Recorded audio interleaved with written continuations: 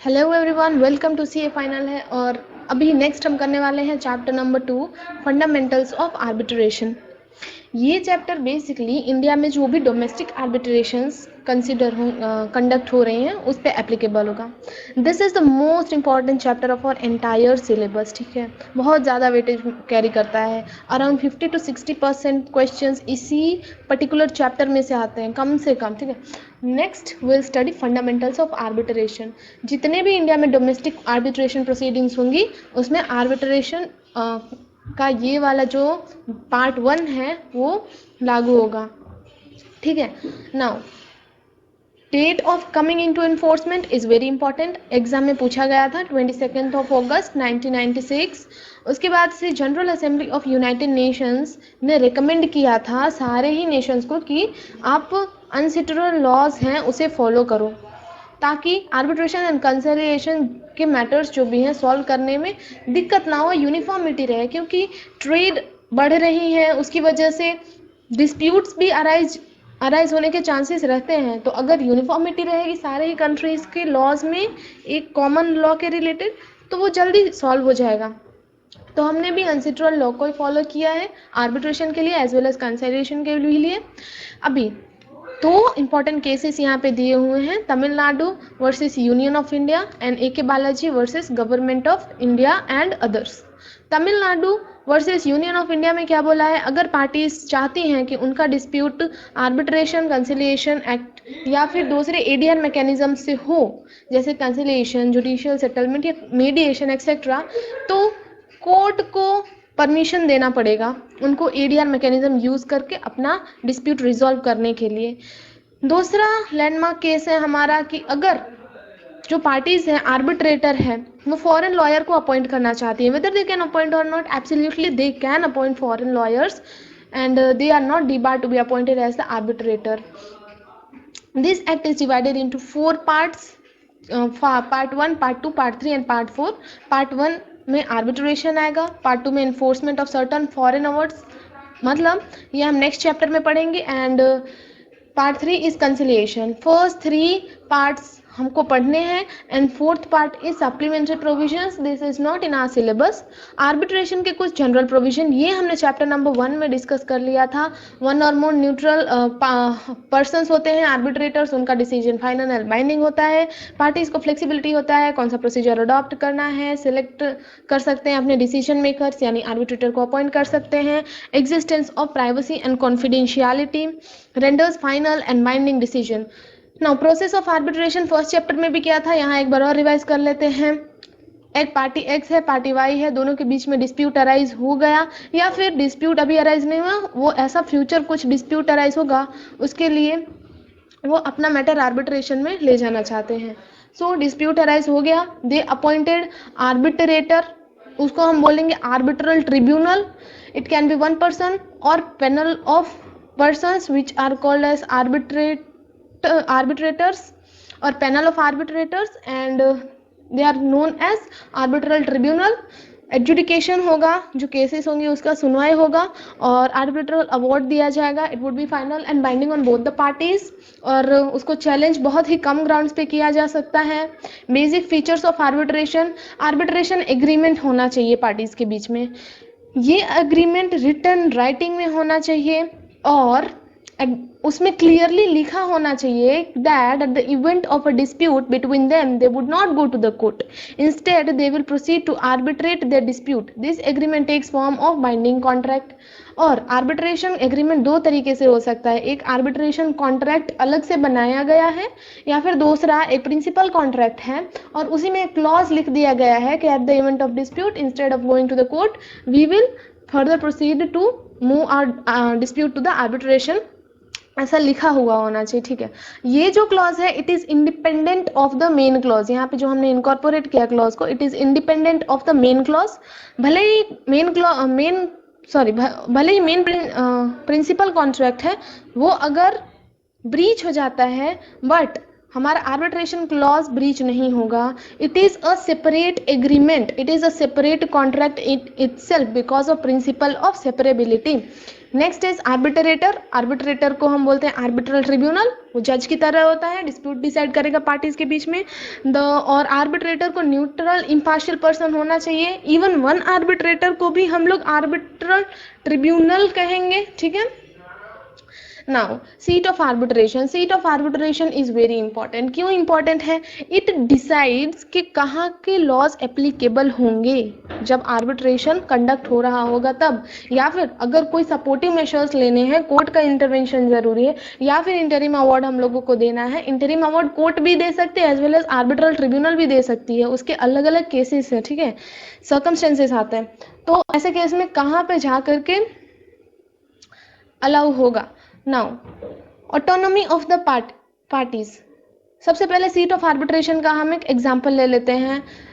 For an example take के international dispute arise हो चुका है पार्टीज के बीच में, पार्टी ए और पार्टी बी। एक ऑस्ट्रेलिया में हो चुका है, दूसरी पार्टी इंडिया की है। दोनों ने डिसाइड किया seat of arbitration would be in India. Mumbai में उन्होंने डिसाइड किया कि आर्बिट्रेशन कंडक्ट करेंगे। इंडिया का जो आर्बिट्रेशन एंड कंसिलिएशन एक्ट है वो लागू होगा पार्टीज के ऊपर।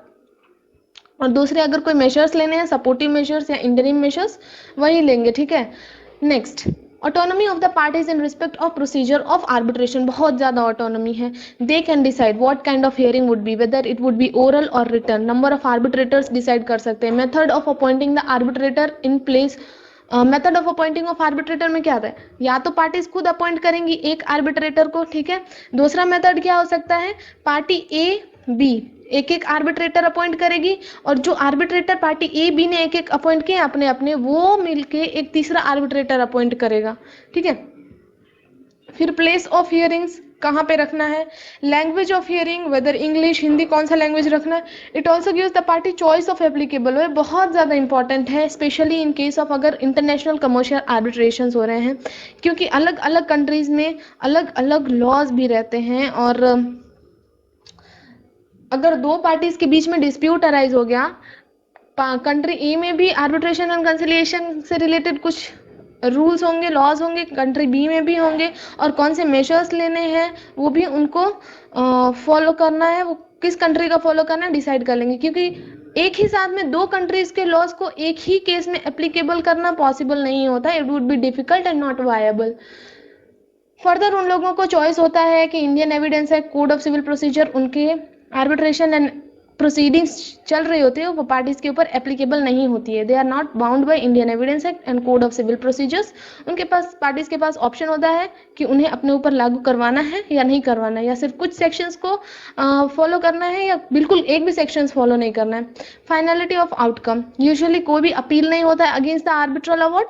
Arbitral award can only be set aside on few grounds, जैसे कि इनवैलिड आर्बिट्रेशन एग्रीमेंट ही इनवैलिड है, parties incapacity, independence, impartiality of arbitrator and unfair procedures, confidentiality. यही तो बहुत इंपॉर्टेंट होता है आर्बिट्रेशन के केस में, और इसे जो नॉर्मल ट्रायल होता है उससे यही बहुत, ये फीचर भी बहुत ज़्यादा अलग बना देता है कि पार्टीज एज वेल एज जो आर्बिट्रेटर हैं, they are bound by to not to share any information, any document which are being used or received during the arbitration proceedings. Okay, party A, party one है, party B है और arbitrator है। अगर arbitrator को किसी expert की भी ज़रूरत है तो आर्बिट्रेटर बिना पार्टीज की परमिशन के, बिना किसी एक्सपर्ट से कंसल्ट नहीं कर सकता है अबाउट अ पर्टिकुलर मैटर जिसके बारे में वो प्रोसीडिंग चल रही है।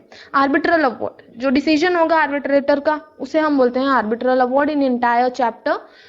फिर enforcement of international arbitration, arbitral award. India से बाहर कोई भी आर्बिट्रेशन कंडक्ट होगा तो उसे इंटरनेशनल, वो डोमेस्टिक आर्बिट्रेशन नहीं होगा, ठीक है। अब वहाँ पे भी कुछ ना कुछ अवार्ड दिए होंगे, बट उस अवार्ड को इंडिया में लागू करवाना है, इन्फोर्स कराना है, तो it would be very easy as compare to the other act. क्योंकि दूसरे एक्ट्स में अगर बाहर किसी कंट्री में एक पर्टिकुलर चीज़ से रिलेटेड जजमेंट है, इंडिया में वो सेम नहीं हो सकता, क्योंकि इंडिया के लॉज अलग होंगे, उस कंट्री के लॉज अलग होंगे। बट आर्बिट्रल अवार्ड को इन्फोर्स करना is very much easier as compare to other acts, ठीक है। Distinction between litigation and arbitration. Litigation जो नॉर्मल जुडिशियल सिस्टम फॉलो होता है वो district court, high court, supreme court and arbitration.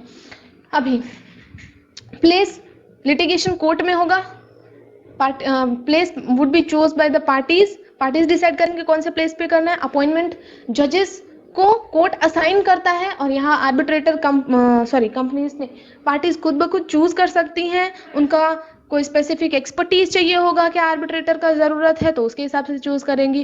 कोई specific qualification की अगर नीड है तो उसके हिसाब से आर्बिट्रेटर्स को चूज़ किया जाएगा।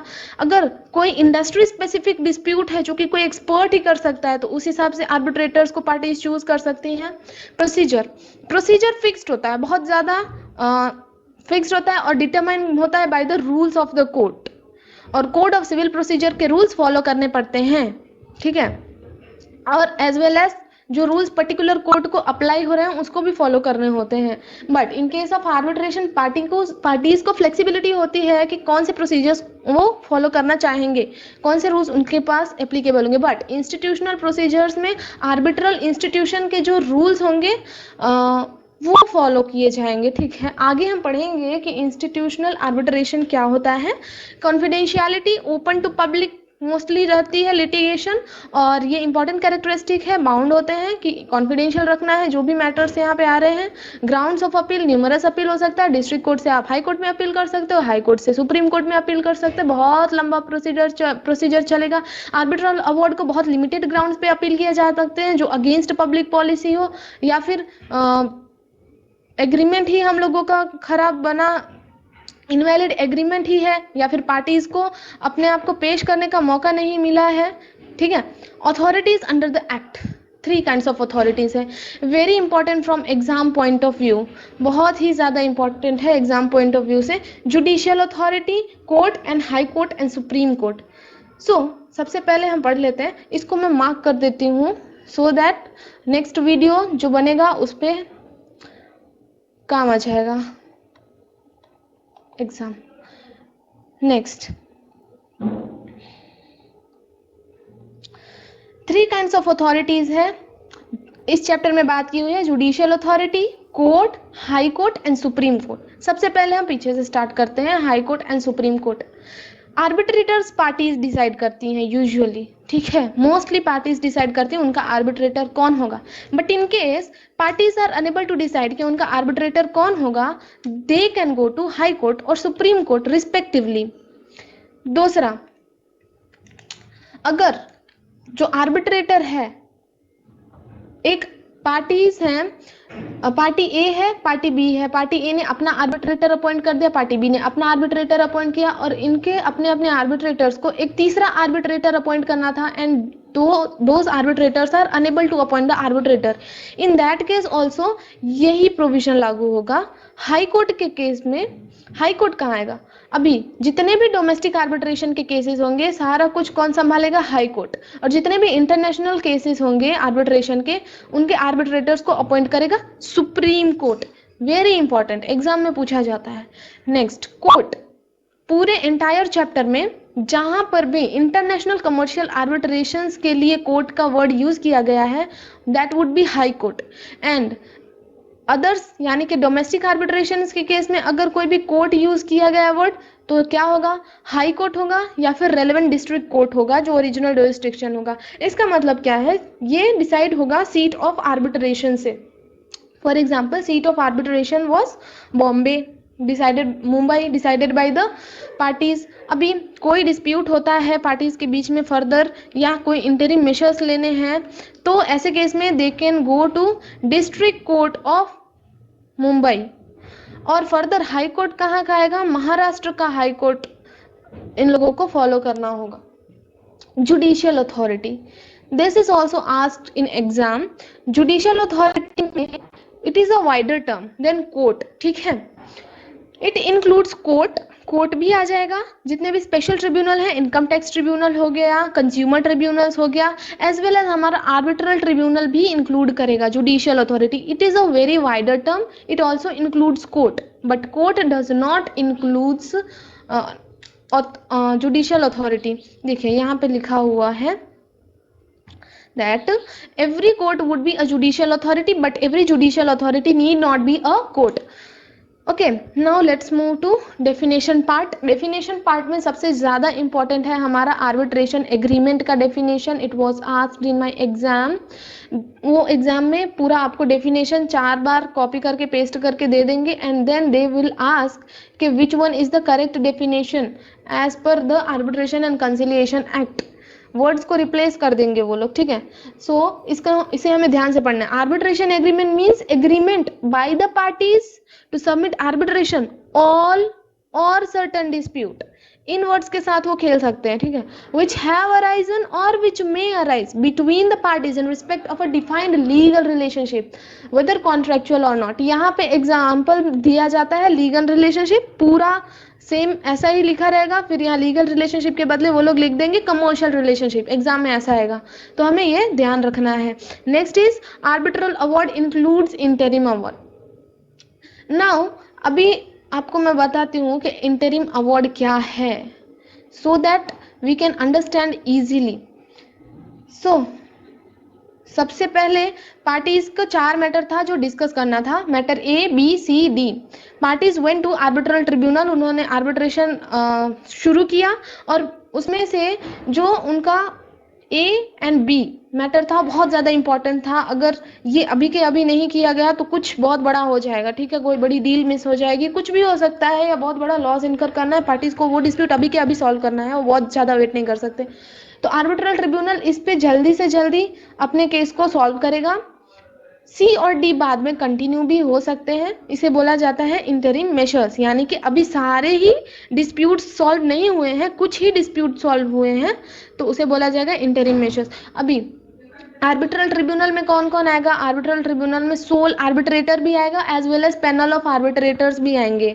आर्बिट्रल इंस्टीट्यूशन का मतलब क्या होता है? बहुत सारे इंडिया में इंस्टीट्यूशंस बने हुए हैं जो कि आर्बिट्रल इंस्टीट्यूशंस हैं, पार्टीज को आर्बिट्रेशन के सर्विसेज प्रोवाइड करते हैं। They give the option to select the arbitrator as well as they also provide certain administrative helps also to the persons. और यहाँ पे कोर्ट का मतलब ऊपर जो हमने पढ़ा वही है, बस यहाँ पे एक एक्स्ट्रा लाइन दी हुई है, but it does not include any civil court of grade inferior to principal civil court or any court of small cases. जब भी हम कोर्ट की बात कर रहे होते हैं तो सिविल कोर्ट जुरिस्डिक्शन में क्या आएगा? डिस्ट्रिक्ट कोर्ट आता है, हाई कोर्ट आता है, ठीक है। बट इनसे नीचे का, डिस्ट्रिक्ट कोर्ट से नीचे का हम कुछ भी नहीं लेने वाले हैं। Okay, next international commercial arbitration. International commercial arbitration में एटलीस्ट वन पार्टी, एक तो इंडिया की है पार्टी, और जो दूसरी पार्टी होगी वो इंडिविजुअल अगर है तो नेशनल या फिर हैबिचुअली रेसिडेंट किसी और कंट्री का होना चाहिए other than India. If that other party is body corporate, that then it must have been incorporated to any country other than India। अगर AOP BOI है, भले ही वो इंडिया में इनकॉर्पोरेट हुआ हो या इंडिया से बाहर इनकॉर्पोरेट हुआ, इससे कुछ फर्क नहीं पड़ता। हमें ध्यान क्या रखना है? सेंट्रल मैनेजमेंट एंड कंट्रोल किस कंट्री में है। Next is government of foreign country. Government of foreign country को भी हम मानेंगे अगर किसी भी पार्टी में आ गई तो इंटरनेशनल कमर्शियल आर्बिट्रेशन है। एज वेल एज इसको हमें इसका जो डेफिनेशन है उसे भी पढ़ लेना है। It means arbitration relating to dispute arising out of legal relationship whether contractual or not considered as commercial under the law in force in India. सबसे इंपॉर्टेंट क्या है? भले ही वो लीगल रिलेशनशिप क्रिएट कर रहा है, कॉन्ट्रेक्चुअल है नहीं है उसे हमें अभी फर्क नहीं पड़ रहा, बट अगर वो इंडिया के लॉ के हिसाब से कमर्शियल नहीं है तो हम उसे इंटरनेशनल कमर्शियल आर्बिट्रेशन नहीं बोलेंगे। ये भी बहुत ही ज़्यादा इम्पॉर्टेंट है। नेक्स्ट, लीगल रिप्रेजेंटेटिव का मतलब क्या होता है? द पर्सन, अगर कोई का पर्सन का डेथ हो गया है और जिसको ई स्टेट मिला है वो लीगल रिप्रेजेंटेटिव होगा, या फिर अगर डिस्प्यूट चल रहा है तो जो डिस्प्यूट को रिजॉल्व करवा रहा है वो होगा लीगल रिप्रेजेंटेटिव, या जिसको वो पूरा ई स्टेट मिल गया है। Next, scope. पार्ट 1 आर्बिट्रेशन, जो भी आर्बिट्रेशन इंडिया में हो रही है उस पर एप्लीकेबल होगा, ठीक है। नेक्स्ट, क्लैरिफिकेशन दिया हुआ है। पार्ट 1 किसके बारे में? इंडिया में जो भी आर्बिट्रेशन हो रही है, डोमेस्टिक आर्बिट्रेशन, उसके रिलेटेड है। पार्ट 2 है about enforcement of certain foreign awards, जिसका आर्बिट्रेशन प्रोसीजर किसी और कंट्री में हुआ था बट उसका अवार्ड को इंडिया में इन्फोर्स करना है। तो ऐसा केस में अगर इन्फोर्समेंट की बात है तो पार्ट 2 एप्लीकेबल होगा, इंडिया में आर्बिट्रेशन प्रोसीडिंग्स करना है तो पार्ट 1 एप्लीकेबल होगा, इंटरमिंगलिंग नहीं होगा दोनों ही प्रोविजन का पार्ट्स का एक दूसरे के ऊपर।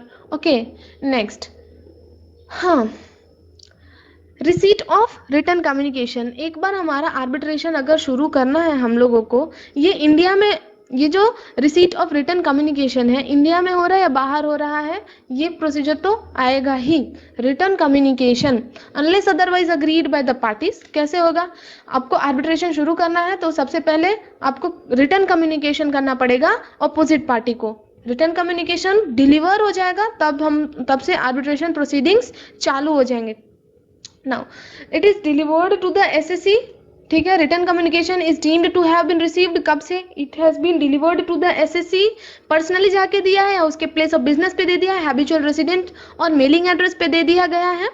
अगर आपके पास इसका इन्फॉर्मेशन नहीं है तो एड्रेसी के लास्ट नोन एड्रेस पे दे दो या फिर बाय मेल कर दो रजिस्टर्ड लेटर से या कोई और मीन्स से, जिससे कि ऐसा लगे कि आपने ट्राई किया है सामने वाली पार्टी को कम्युनिकेट करने के लिए। Communication is deemed to have been received on the day it is so delivered. और ये सिर्फ और सिर्फ आर्बिट्रल प्रोसीडिंग्स के ही लिए लागू होगा, जुडिशियल अथॉरिटी के लिए लागू नहीं होगा। उसमें कोड ऑफ सिविल प्रोसीजर्स को ही फॉलो किया जाएगा। Waiver of right to object. Waiver of right to object पढ़ के हेडिंग क्या लगता है? आपने राइट टू ऑब्जेक्ट खुद अपने आप वेव कर दिया है, खो दिया है, मान लिया जाएगा। ऐसे कौन से केसेस होंगे? आपको लग रहा है, पार्टी को लग रहा है कि हमारे जो आर्बिट्रल प्रोसीडिंग्स है वो सही से नहीं हो रही हैं, ठीक है। जहाँ फॉर एग्जाम्पल के इनकरेक्ट अपॉइंटमेंट आर्बिट्रेटर्स का हो गया है या फिर जो प्रोसीडिंग्स है वो सही से नहीं हो रहे हैं, but the party continues to participate in the arbitral proceedings, वो एक भी ऑब्जेक्शन रेज नहीं कर रहा है, बाद में आर्बिट्रल जो अवार्ड है वो भी मिल गया, ठीक है।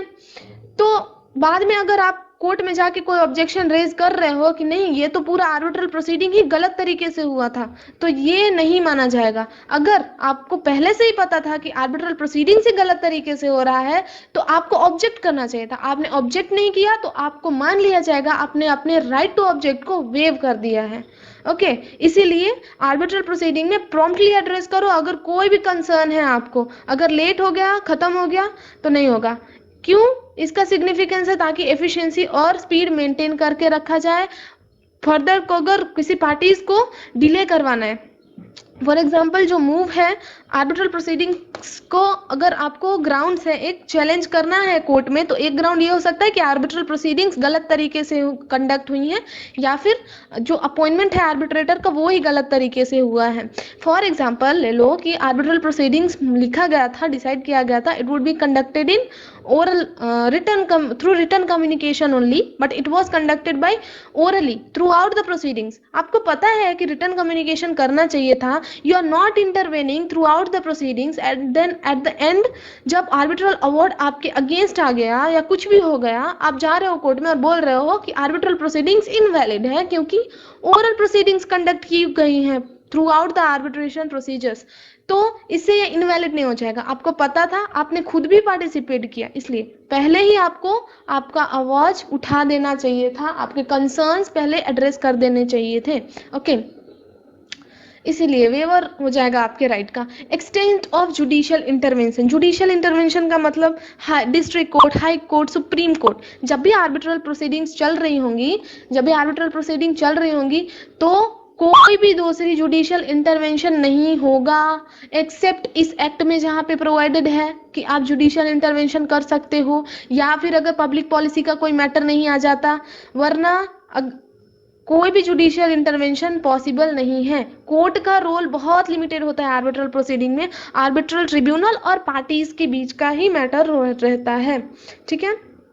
अनलेस एक्सप्रेसली जब तक एक्ट में प्रोवाइड नहीं किया है, कोई भी जुडिशियल अथॉरिटी आ करके इंटरवीन नहीं करेगी during the arbitral proceedings. Administrative assistant, हम लोग आर्बिट्रल इंस्टीट्यूशन का या कोई भी अदर पर्सन का एडमिनिस्ट्रेटिव असिस्टेंस ले सकते हैं कि व्यवस्थाएं करने में हेल्प कर दे, आर्बिट्रेटर्स को अरेंज करने में हेल्प कर दे, डेट सीट डिसाइड करने में हेल्प कर दे, ठीक है। विटनेसेस कैसे प्रेजेंट करने हैं, पेपर्स कैसे प्रेजेंट करना है, बाकी सब जितने भी एडमिनिस्ट्रेटिव असिस्टेंस हैं हम किसी भी सुटेबल इंस्टीट्यूशन से या पर्सन से ले सकते हैं, कोई भी मनाही नहीं है।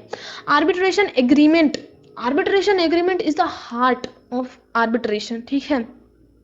क्यों ऐसा बोला जा रहा है? जब तक कोई एग्रीमेंट नहीं हो रहा है पार्टीज के बीच में, जब तक पार्टीज का म्यूचुअल कंसेंट नहीं है, तब तक आर्बिट्रेशन प्रोसीडिंग्स नहीं की जा सकती हैं।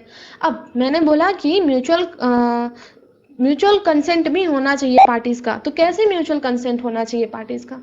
एग्जाम्पल ले लीजिए। नॉर्मली अभी हम आर्बिट्रेशन की बात नहीं करेंगे, पार्टी ए है, पार्टी बी है, दोनों के बीच में डिस्प्यूट अराइज हो गया किसी भी मैटर से रिलेटेड।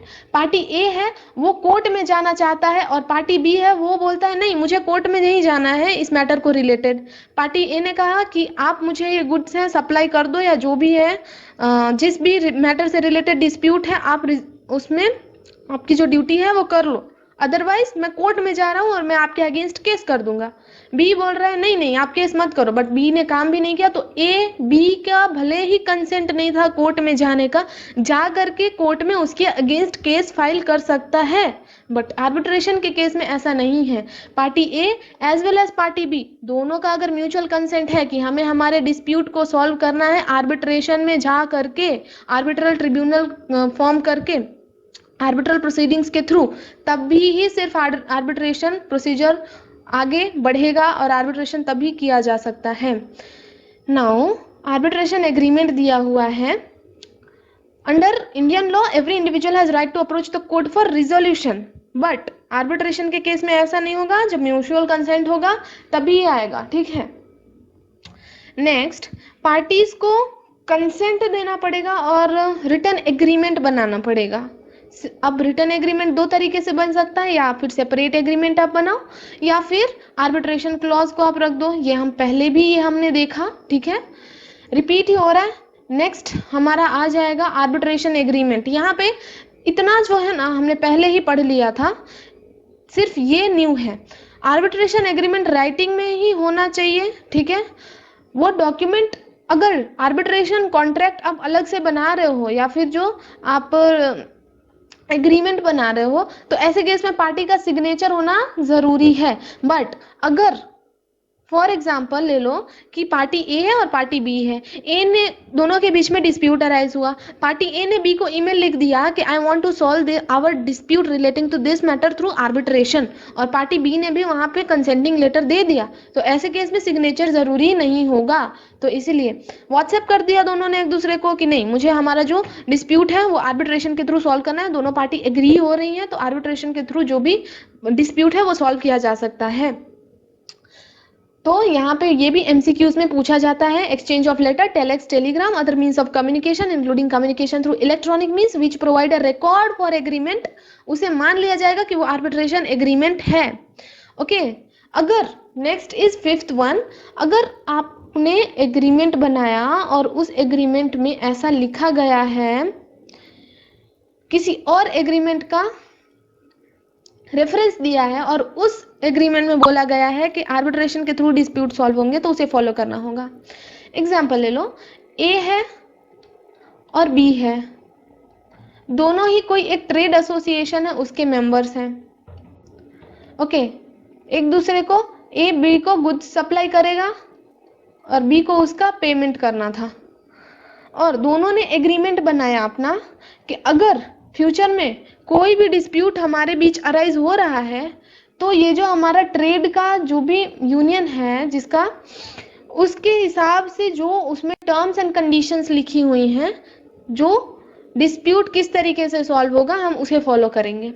दोनों के बीच में डिस्प्यूट अराइज हो गया, बाद में जब ट्रेड यूनियन का उन्होंने टर्म्स एंड कंडीशंस देखा, तो वहां पे लिखा हुआ था कि इन केस कोई भी डिस्प्यूट अराइज होता है, unless and otherwise agreed by the parties, the dispute will be solved by through arbitration. Okay, तो ऐसे केस में रेफरेंस दिया हुआ था, इनके एग्रीमेंट में किसी और एग्रीमेंट का रेफरेंस दिया हुआ था, और उस एग्रीमेंट में लिखा गया था इन केस ऑफ डिस्प्यूट आर्बिट्रेशन से सॉल्व होगा मैटर। तब अभी पार्टीज आर बाउंड कि उन्हें अपना जो भी डिस्प्यूट अराइज हुआ है आर्बिट्रेशन के थ्रू ही सॉल्व करना है। Okay, next is two basic type of arbitration. Arbitration clause हो सकता है या फिर सेपरेट एग्रीमेंट हम बना सकते हैं। जो सेपरेट एग्रीमेंट बनाएंगे उसे बोला जाएगा सबमिशन एग्रीमेंट, और जो प्रिंसिपल कॉन्ट्रैक्ट में ही लिखा गया होगा उसे बोला जाएगा आर्बिट्रेशन क्लॉज। सो आर्बिट्रेशन क्लॉज बिफोर डिस्प्यूट बना हुआ होता है, क्योंकि जब हम एग्रीमेंट कर रहे होंगे मेन कॉन्ट्रैक्ट का तभी बना होगा। प्रिंसिपल कॉन्ट्रैक्ट में क्लॉज रहता है एंड फ्यूचर डिस्प्यूट्स के रिलेटेड होता है। एंड सबमिशन एग्रीमेंट की सबसे बड़ी बात यह है, this is asked in exam, के डिस्प्यूट अराइज हो जाने के बाद इसे बनाया जाता है कि हम हमारा डिस्प्यूट है जो भी है उसको आर्बिट्रेशन के थ्रू सॉल्व करेंगे। एग्जाम्पल्स आप पढ़ लीजिएगा, केस सिनेरियोज अच्छे हैं। जनरल प्रिंसिपल्स को भी हमने देख लिया है, एनफोर्सिएबल बाय लॉ होना चाहिए, fulfilment of valid requirement of valid contract होना चाहिए, पार्टीज का कंसेंट होना चाहिए। ओके, ऑस्टर ऑफ जुरिस्डिक्शन क्या है कि एक बार आर्बिट्रेशन एग्रीमेंट बन गया तो पार्टीज, ऐसा नहीं होगा कि अब ये पार्टी ये बोल रही है कि नहीं मैं आर्बिट्रेशन के थ्रू अपना केस नहीं सॉल्व करूंगा, मैं अपना केस जाकर के कोर्ट में ही सॉल्व करूंगा। कोर्ट में आपको जाना ही नहीं, अलाउ ही नहीं है। एक बार आपने आर्बिट्रेशन एग्रीमेंट बना लिया, अनलेस और अदरवाइज दोनों पार्टी अग्री कर रही हैं उसे टर्मिनेट करने के लिए, parties are obliged to solve their dispute through arbitration only. वो अगर दोनों साथ में कोर्ट में जाना चाहते हैं तो अलग बात है, पर एक पार्टी बोल रही है कि मुझे अपना डिस्प्यूट कोर्ट में सॉल्व करना है, तब वो पॉसिबल नहीं होगा भाई। एक बार आर्बिट्रेशन एग्रीमेंट बन गया तो उसे फॉलो करो, अनलेस एंड अदरवाइज दोनों पार्टी साथ में एग्री कर रही हैं उसे टर्मिनेट करने के लिए। डॉक्ट्रिन ऑफ सेपरेबिलिटी, जैसा कि हमने देखा आर्बिट्रेशन एग्रीमेंट दो तरीके से हो सकता है। एक प्रिंसिपल कॉन्ट्रैक्ट में ही हम क्लॉज बना देते हैं, तो वो जो क्लॉज बनेगा it is independent of the main contract, भले ही मेन कॉन्ट्रैक्ट है वो ब्रीच हो जा रहा है, ठीक है, तब भी हमारा आर्बिट्रेशन एग्रीमेंट है वो सरवाइव करेगा। ओके, भले ही हमारा जो मेन कॉन्ट्रैक्ट है इनवैलिडेट हो जा रहा है किसी भी चीज की वजह से, अनएनफोर्सिएबल हो जा रहा है, स्टिल आर्बिट्रेशन एग्रीमेंट हमारा वैलिड होगा। कॉम्पिटेंसी रूल ऑन इस जुरिस्डिक्शन, ये हमारा कॉम्पिटेंस रूल है। ओके, जो आर्बिट्रल ट्रिब्यूनल है वो खुद से डिसाइड कर सकता है, अगर क्वेश्चन वैलिडिटी मेन कॉन्ट्रैक्ट का आ रहा है कि क्या ये मेन कॉन्ट्रैक्ट वैलिड है या नहीं है, कि हम हमारा डिस्प्यूट आर्बिट्रेशन के थ्रू सॉल्व करेंगे या नहीं करेंगे। ठीक है, कोई एक पार्टी क्लेम कर रही है, आर्बिट्रेशन एग्रीमेंट फॉर्म हो गया दोनों पार्टीज, और एक पार्टी क्लेम कर रही है कि ये जो डिस्प्यूट लिखा गया है वो बोला ही नहीं गया था कि हाँ ये जो पर्टिकुलर डिस्प्यूट अराइज हुआ है उसका एग्रीमेंट ही गलत था, ऐसा कोई कॉन्ट्रैक्ट हमारे बीच में हुआ ही नहीं था, ऐसी बोल रही है पार्टी। तो आर्बिट्रल ट्रिब्यूनल के पास ऐसा अधिकार है कि वो बताएगा कि whether that contract is valid और नॉट, क्या उसे फर्दर प्रोसीड किया जा सकता है या नहीं किया जा सकता है। वैलिड आर्बिट्रेशन एग्रीमेंट जो स्टैट्यूटरी प्रोविजंस है उसको तो फॉलो करना ही होगा, और कुछ डिसाइडेड केस लॉज है जिसमें ऐसा लिखा गया है, केस लॉज जो डिसाइडेड है, आगे हम देखते हैं अच्छे केस लॉज है। सबसे पहला तो स्टैट्यूटरी प्रोविजंस भी है, सबसे पहला है राइटिंग में होना चाहिए, ठीक है, ओरल कॉन्ट्रैक्ट नहीं चलेगा, राइटिंग में ही कॉन्ट्रैक्ट होगा। The contract must be mandatorily in writing, ठीक है, कोई पर्टिकुलर फॉर्म या टेम्पलेट नहीं दिया हुआ है, आप कैसे भी कर सकते हो, बट राइटिंग में होना चाहिए। ओके, फिर दूसरा क्लैरिटी ऑफ द कंसेंट होना चाहिए, दोनों ही पार्टीज के बीच में कोई भी वेग वर्ड्स आपको यूज नहीं करना है, एंड क्लियर डिटर्मिनेशन है एंड ऑब्लिगेशन है एक बार आपका कि हमको आर्बिट्रेशन में ही जाना है। वर्ड्स आप जो यूज कर रहे हो क्लियरली ऐसा बोलना चाहिए कि at the time of dispute instead of going to the court we will solve our dispute through arbitration. ऐसा वहां पे नहीं लिखा होना चाहिए कि that in case of dispute we will decide whether to go for arbitration or to go to the court to solve our dispute. ऐसा vague बातें नहीं करना है, क्लियरली उसमें स्टेटेड होना चाहिए कि हम हमारे डिस्प्यूट को आर्बिट्रेशन के थ्रू सॉल्व करना चाहते हैं। ओके, एक बार आपने एग्रीमेंट बना दिया तो वो आपका ऑब्लिगेशन बन जाएगा कि आपके बीच में अगर कोई भी डिस्प्यूट अराइज हो रहा है तो आपको आर्बिट्रेशन के थ्रू ही उसे सॉल्व करना है। Defined legal relationship, defined legal relationship का मतलब क्या है, हमारे आर्बिट्रेशन कंसिलिएशन एक्ट में इसका कुछ भी डिफाइन नहीं किया गया है, बट अनसेट्रल मॉडल को हम फॉलो करते हैं तो वहां पे इसको बताया गया है कि अगर पार्टीज के बीच में कोई भी डिस्प्यूट अराइज हो रहा है तो वो लीगल रिलेशनशिप से होना चाहिए। इलीगल रिलेशनशिप की वजह से कोई डिस्प्यूट अराइज हो रहा है तो उसे आप आर्बिट्रेट नहीं कर सकते हो। ओके, फॉर एग्जाम्पल ये मेरे एग्जाम में पूछा गया था, पार्टी ए है पार्टी बी है, पार्टी ए ने पार्टी बी को फ्लैट रेंट पे दिया 1 लाख पर मंथ के लिए। फर्दर उसने बोला कि अगर आप फ्लैट को गैम्बलिंग पर्पस के लिए यूज करते हो तो आपका पैसा हो जाएगा 2 लाख रुपए पर मंथ। 3 साल के लिए कॉन्ट्रैक्ट उन्होंने किया, फर्स्ट ईयर में ऐसा कुछ नहीं हुआ, सेकंड ईयर में गैम्बलिंग चालू हो गई, और अभी ए बोल रहा है कि क्योंकि अभी तुमने गैम्बलिंग चालू कर दी है तो अभी instead of 1 lakh rupees per month तुम्हें 2 लाख रुपीज मुझे पे करने पड़ेंगे। पार्टी बी उससे डिसएग्री हो जाता है। तो इस मैटर को क्या वो लोग जाके इसमें सॉल्व कर पाएंगे डिस्प्यूट को, कि गैम्बलिंग कर रहे हैं और 2 लाख रुपए उन्हें मुझे पे करना चाहिए था? नहीं कर सकते ना, इलीगल एक्टिविटीज है। फिर फाइनल एंड बाइंडिंग अवार्ड होगा, ये तो हमने देखा। ओके, आर्बिट्रल एग्रीमेंट का जो भी है अवार्ड है आएगा वो फाइनल एंड बाइंडिंग होगा। फिर स्पेसिफिक वर्ड्स, अगर आपने कोई भी एक कॉन्ट्रैक्ट बना रहे हो, ठीक है, और उसमें आपने स्पेसिफिक वर्ड आर्बिट्रेशन का यूज कर दिया या फिर आर्बिट्रेटर का यूज कर लिया, इससे ये मतलब नहीं हो जाएगा कि आपके बीच में अगर फ्यूचर में कोई डिस्प्यूट अराइज हो रहा है तो आप आर्बिट्रेशन में ही सॉल्व करना चाहते हो। क्लियरली मेंशन होना चाहिए, ऊपर हमने देखा वेग नहीं होना चाहिए, कुछ भी क्लियरली मेंशन होना चाहिए कि आप आपके डिस्प्यूट को आर्बिट्रेशन में जाके सॉल्व करना चाहते हो तो ही वैलिड होगा, वरना ये स्पेसिफिक वर्ड्स यूज कर रहे हो आर्बिट्रेशन या आर्बिट्रेटर, उससे सिर्फ आपका क्लॉज नहीं बन जाएगा वो आर्बिट्रेशन एग्रीमेंट का। ओके, डिस्प्यूट, प्रेजेंट डिस्प्यूट भी हो सकता है, फ्यूचर डिस्प्यूट भी हो सकता है। आर्बिट्रेबिलिटी, आर्बिट्रेबिलिटी का मतलब क्या है? ऐसे कौन कौन से केसेस हैं जो आप आर्बिट्रेशन में जाके सॉल्व कर सकते हो, क्योंकि बहुत सारे ऐसे मैटर्स हैं जो आर्बिट्रेशन में आप सॉल्व ही नहीं कर सकते, वो एक्सक्लूसिवली कोर्ट्स में ही जाके सॉल्व हो सकते हैं। जैसे कि कुछ क्रिमिनल ऑफेंसेस हो गए, मैट्रिमोनियल डिस्प्यूट्स हो गए, guardianship matters, testamentary matters, mortgage suit for sale of mortgaged property, इन सब चीजों को आप आर्बिट्रेट नहीं कर सकते हो। ओके, सिग्नेचर, सिग्नेचर अगर आपने आर्बिट्रेशन एग्रीमेंट बनाया है तब रिक्वायर्ड होगा कॉन्ट्रैक्ट में, बाकी अगर करस्पॉन्डेंस है, एक्सचेंज ऑफ प्लीडिंग्स वगैरह है तो ऐसे केस में रिक्वायर नहीं होगा। Okay, arbitration agreement through reference, ये हमने ऊपर एग्जांपल देखा था कि अगर पार्टी ए और बी का बीच में कोई कॉन्ट्रैक्ट हो रहा है और उस कॉन्ट्रैक्ट का रेफरेंस बोला गया है कि किसी और कॉन्ट्रैक्ट में जो तरीका है उस तरह से हम सॉल्व करेंगे अपने डिस्प्यूट को, और उसमें अगर आर्बिट्रेशन के थ्रू सॉल्व करने का लिखा गया है तो आपको उसे फॉलो करना पड़ेगा।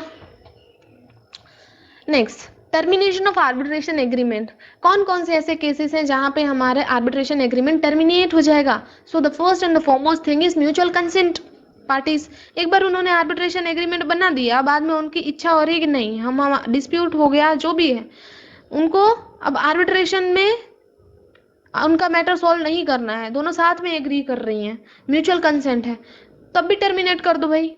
Termination of principal contract, principal contract terminate हो रहा है तो उससे जरूरी नहीं है कि हमारा आर्बिट्रेशन एग्रीमेंट भी टर्मिनेट हो रहा है। ऐसा क्यों बोल रही हूँ मैं? प्रिंसिपल कॉन्ट्रैक्ट टर्मिनेट अलग अलग तरीके से हो सकता है। सबसे पहला है कि इनवैलिडिटी ऑफ द प्रिंसिपल कॉन्ट्रैक्ट, अगर इनवैलिड ठहरा दिया गया प्रिंसिपल कॉन्ट्रैक्ट को किसी भी ग्राउंड से रिलेटेड, तब ऐसे केस में प्रिंसिपल कॉन्ट्रैक्ट तो टर्मिनेट हो जाएगा बट आर्बिट्रेशन एग्रीमेंट टर्मिनेट नहीं होगा, क्योंकि उस कॉन्ट्रैक्ट से रिलेटेड अगर कोई डिस्प्यूट अराइज हो जाता है तब आप आर्बिट्रेशन में जा सकते हो। प्रिंसिपल कॉन्ट्रैक्ट ही आपका ब्रीच हो गया है, प्रिंसिपल कॉन्ट्रैक्ट ब्रीच हुआ है, उसी की वजह तो डिस्प्यूट अराइज हुआ है और इसी की वजह से तो आप जा रहे हो आर्बिट्रेशन में। इसलिए प्रिंसिपल कॉन्ट्रैक्ट भी अगर ब्रीच हुआ है तब भी आपका आर्बिट्रेशन क्लॉज है जो आर्बिट्रेशन एग्रीमेंट टर्मिनेट नहीं होगा। फिर डिस्चार्ज और नोवेशन, डिस्चार्ज और नोवेशन में दो केसेस हो सकते हैं। डिस्चार्ज और नोवेशन में आपका प्रायर एग्रीमेंट था, उसमें बातें की गई थी, आर्बिट्रेशन क्लॉज को इंक्लूड किया गया था, बट जो न्यू एग्रीमेंट बनाया आपने पुराने एग्रीमेंट को टर्मिनेट करके, उसमें आर्बिट्रेशन क्लॉज है ही नहीं।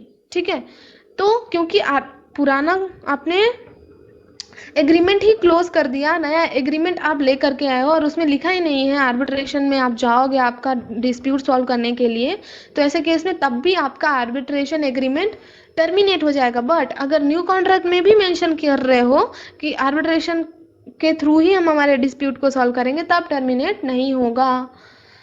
Next, death of the parties, death of the parties के केस में आप लीगल रिप्रेजेंटेटिव्स के अगेंस्ट केस फाइल कर सकते हो। ठीक है, ऐसे केस में आपका जो प्रिंसिपल कॉन्ट्रैक्ट है वो टर्मिनेट नहीं होगा। Operation of law, operation of law के केस से टर्मिनेट हो जाएगा। कैसे टर्मिनेट होगा? अगर लॉ ने ही बोल दिया कि इस पर्टिकुलर मैटर से रिलेटेड चीजें हैं वो आर्बिट्रेट नहीं हो सकती आज से, तो अगर लॉ ने ही बोल दिया है तो आर्बिट्रेट नहीं हो सकता फर्दर वो कहीं पे भी। अलग अलग सिनेरियोज दिए हुए हैं। राज एयर कंडीशनिंग सर्विसेज है, वोल्टास की एनुअल मेंटेनेंस सर्विसेज लेता था एसी की, ठीक है। उनके बीच में एग्रीमेंट बना, कॉन्ट्रैक्ट बना 3 इयर्स के लिए। ओके, एग्रीमेंट में ही लिखा गया, एग्रीमेंट में ही आर्बिट्रेशन क्लॉज को इंक्लूड किया गया था। ओके, तो अलग अलग सिनेरियोज दिए हुए हैं, scenario 1, scenario 2 and scenario 3। Scenario 1 में बोला गया है eight the end of the 3 year उनका जो कॉन्ट्रैक्ट था वो हो गया, फॉलो कर दिया उन्होंने, कॉन्ट्रैक्ट टर्मिनेट हो गया तो प्रिंसिपल एग्रीमेंट भी टर्मिनेट हो गया, जैसे ही वैसे ही हमारा आर्बिट्रेशन एग्रीमेंट भी टर्मिनेट हो जाएगा। Next, eight the end of the 2 year parties के बीच का जो एग्जिस्टिंग कॉन्ट्रैक्ट था उसको उन्होंने खत्म कर दिया और न्यू कॉन्ट्रैक्ट बनाया उन्होंने, और उस न्यू कॉन्ट्रैक्ट में कोई भी आर्बिट्रेशन एग्रीमेंट का इंक्लूड नहीं किया गया है, कोई भी क्लॉज नहीं बनाया गया है, तो आर्बिट्रेशन एग्रीमेंट तब भी टर्मिनेट हो जाएगा, नोवेशन का केस हो गया। केस सिनेरियो नंबर 3 में सेकेंड ईयर के एंड में वोल्टास ने रेज किए कुछ डिस्प्यूट्स और प्रिंसिपल कॉन्ट्रैक्ट उसकी वजह से टर्मिनेट कर दिया उन्होंने, कुछ सर्विसेज खराब दे रहे होंगे या जो भी है, पेमेंट नहीं मिला, उन्होंने रेज किया डिस्प्यूट और टर्मिनेट कर दिया प्रिंसिपल कॉन्ट्रैक्ट। ऐसे केस में आर्बिट्रेशन एग्रीमेंट अभी भी सर्वाइव होगा भले ना प्रिंसिपल कॉन्ट्रैक्ट टर्मिनेट हो चुका है। ओके, इंपॉर्टेंट है, ये एग्जाम में पूछा जाता है, ठीक है, इस सेक्शन को कर लीजिएगा। In my exam also this case of novation was asked. Okay, now death of the parties, death of the parties में डिस्चार्ज नहीं होगा, it will be enforceable against the legal representatives of the diseased party. Next, conduct of arbitral proceedings.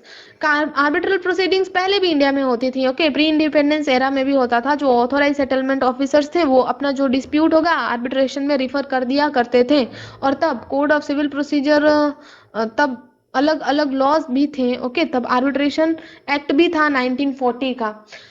Pre requisites कुछ हैं arbitral proceedings conduct करने से पहले। सबसे पहला है आर्बिट्रेशन एग्रीमेंट होना चाहिए पार्टीज के बीच में, ओके, और उस आर्बिट्रेशन एग्रीमेंट में क्लियरली मेंशन किया होना चाहिए कि हम हमारे जो डिफरेंसेस हैं आर्बिट्रेशन के थ्रू डिस्प्यूट्स को सॉल्व करना चाहते हैं। रिटन एग्रीमेंट होना चाहिए and they are parties are bound by the decision of arbitrators, उनका सेम कंसेंट होना चाहिए।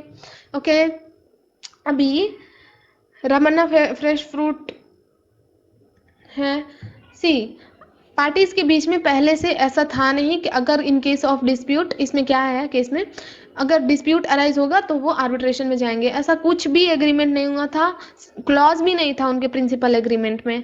But one party wanted to solve the case through arbitration. तो जब केस में कोर्ट में मैटर गया तो एक पार्टी ने बोला कि I want to solve this dispute through method of arbitration. The second party disagree कर रही थी कि उसे आर्बिट्रेशन के थ्रू उस मैटर को सॉल्व नहीं करना है, तो क्या कोर्ट को दे देना चाहिए परमिशन कि आर्बिट्रेशन के थ्रू वो सॉल्व करे? The answer would be no, क्योंकि दोनों ही पार्टीज का कंसेंट है वो आर्बिट्रेशन में सॉल्व करने के लिए नहीं है, ओके, उनका जो भी डिस्प्यूट अराइज हुआ है। नेक्स्ट इज, अगर आर्बिट्रेशन कब से कमेंस करेगा? जब नोटिस चला जाएगा, okay, notice to refer the dispute plaintiff ने जब रिस्पोंडेंट को भेज दिया होगा, ऊपर देखा था हमने रिटर्न कम्युनिकेशन, ओके।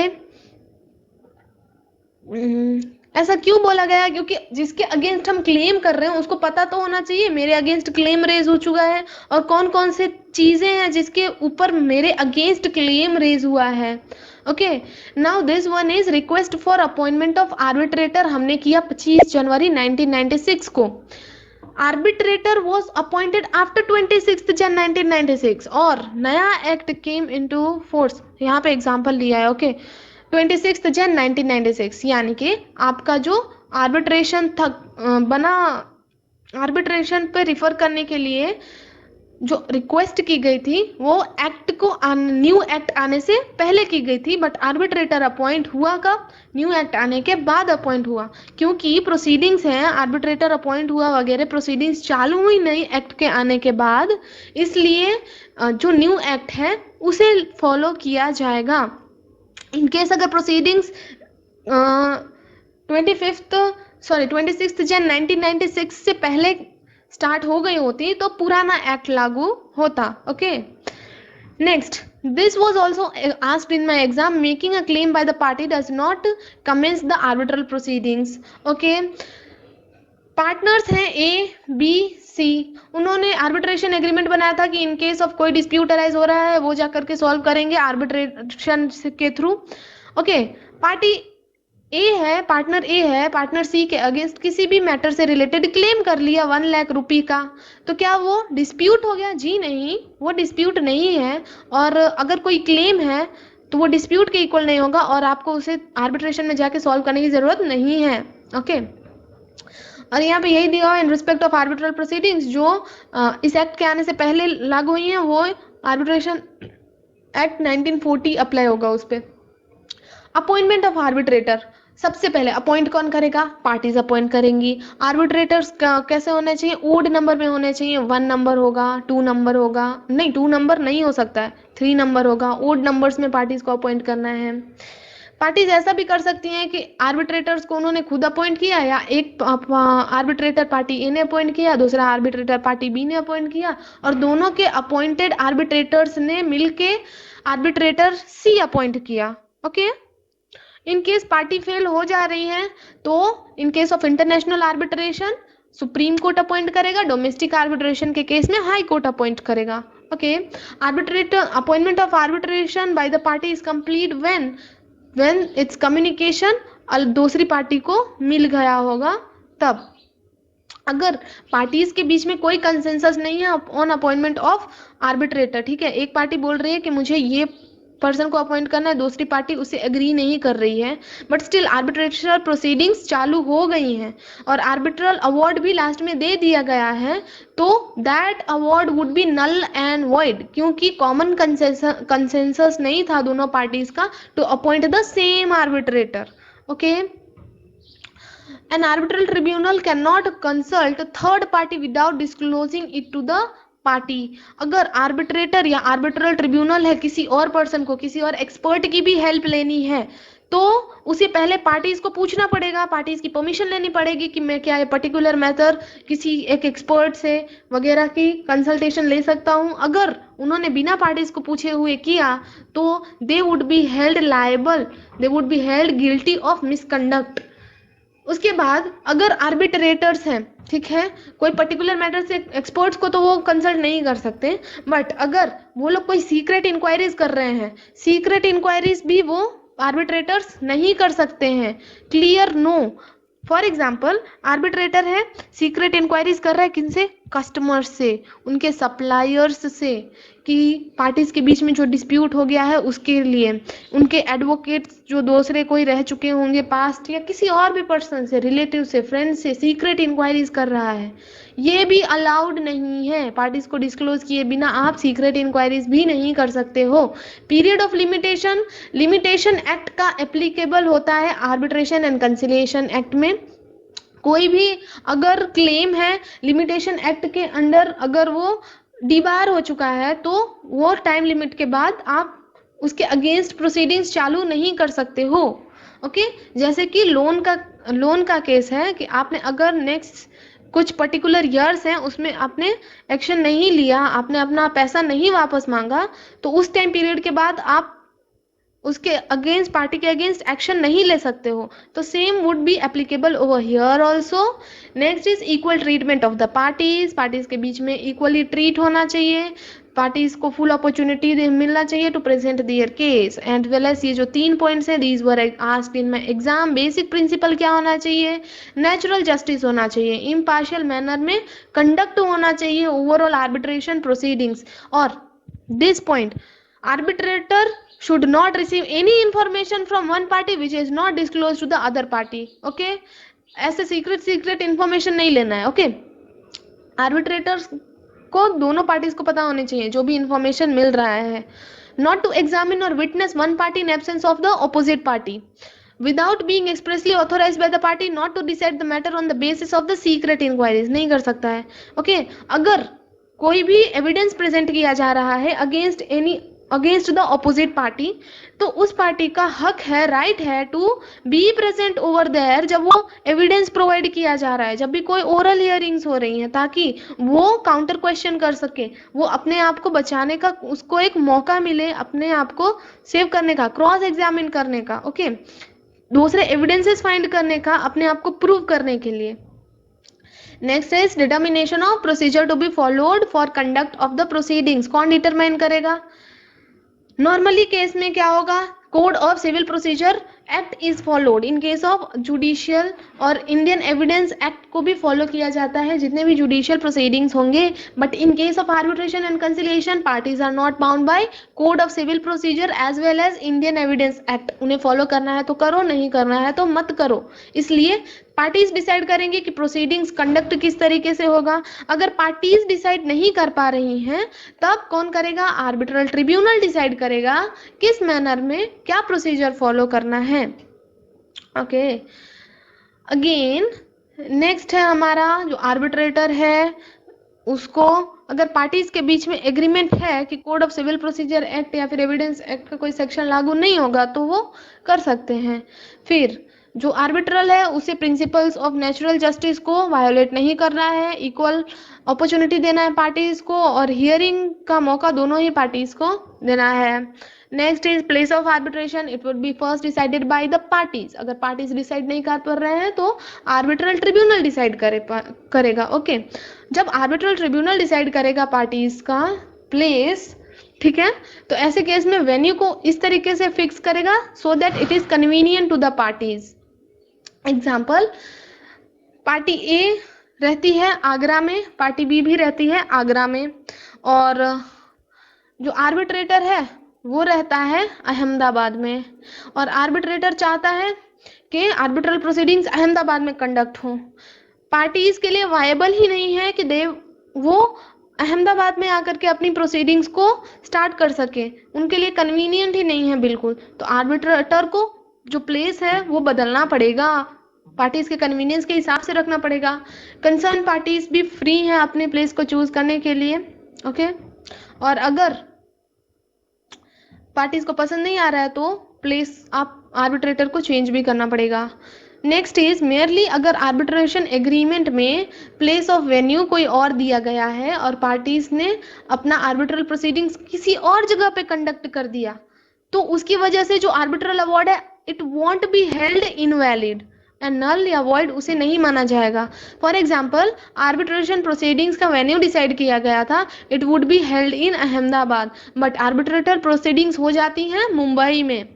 ओके, तो ऐसे केस में जो भी आर्बिट्रल अवार्ड आया है उसे आप इनवैलिड नहीं बता सकते हो। ओके, नेक्स्ट इज भले ही आर्बिट्रल प्रोसीडिंग्स का सीट अहमदाबाद बोला गया है and it has been conducted in Mumbai, जो भी जुरिस्डिक्शनल पावर्स होंगे वो कहाँ के एप्लीकेबल होंगे? अहमदाबाद के कोर्ट्स की एप्लीकेबिलिटी होगी वहां पे। ठीक है, कोई भी इंटरिम मेजर्स लेने हैं तो अहमदाबाद के कोर्ट में जाना पड़ेगा। जो भी जुरिस्डिक्शनल पावर है अहमदाबाद के जो भी रीजन्स है वो वेस्ट करेंगे।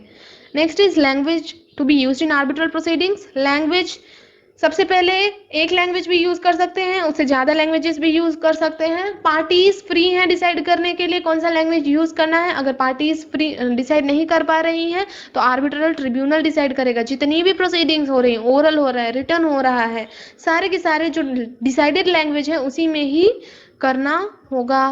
ओके, यहाँ पे दिया गया है कि केस की दो पार्टीज के बीच में आर्बिट्रल प्रोसीडिंग्स करना था, तो पार्टी ए ने बोला हिंदी में करना है, पार्टी बी ने बोला तमिल में करना है। दोनों को ही एक दूसरे की भाषा समझ नहीं आ रही थी, तो आर्बिट्रेटर ने इंग्लिश भाषा को रख दिया आर्बिट्रेशन कैरी करने का language. Then whether it would be valid और नॉट, वैलिड है। Okay, next is section number 23। Section number 23 के हिसाब से जो भी टाइम लिमिट पार्टीज ने एग्री किया है वो, या फिर तो टाइम लिमिट डिटरमाइन किया गया है bye arbitral tribunal, but it should not be maximum more than 6 months. Okay, उसके अंदर ही जो क्लेमेंट है जिसने केस फाइल किया है वो फाइल करेगा statement of facts supporting his claims, points at issue and relief and remedy sought by the claimant. Okay, अगर उसने स्टेटमेंट ऑफ क्लेम फाइल नहीं किया है तो आर्बिट्रेशन के पास ये पावर आ जाता है कि वो आर्बिट्रेशन ट्रिब्यूनल को टर्मिनेट कर सकता है। ओके, नेक्स्ट इज जो रिस्पोंडेंट होगा उसे अपना स्टेटमेंट ऑफ डिफेंस देना होगा and the respondent can submit counter claim also.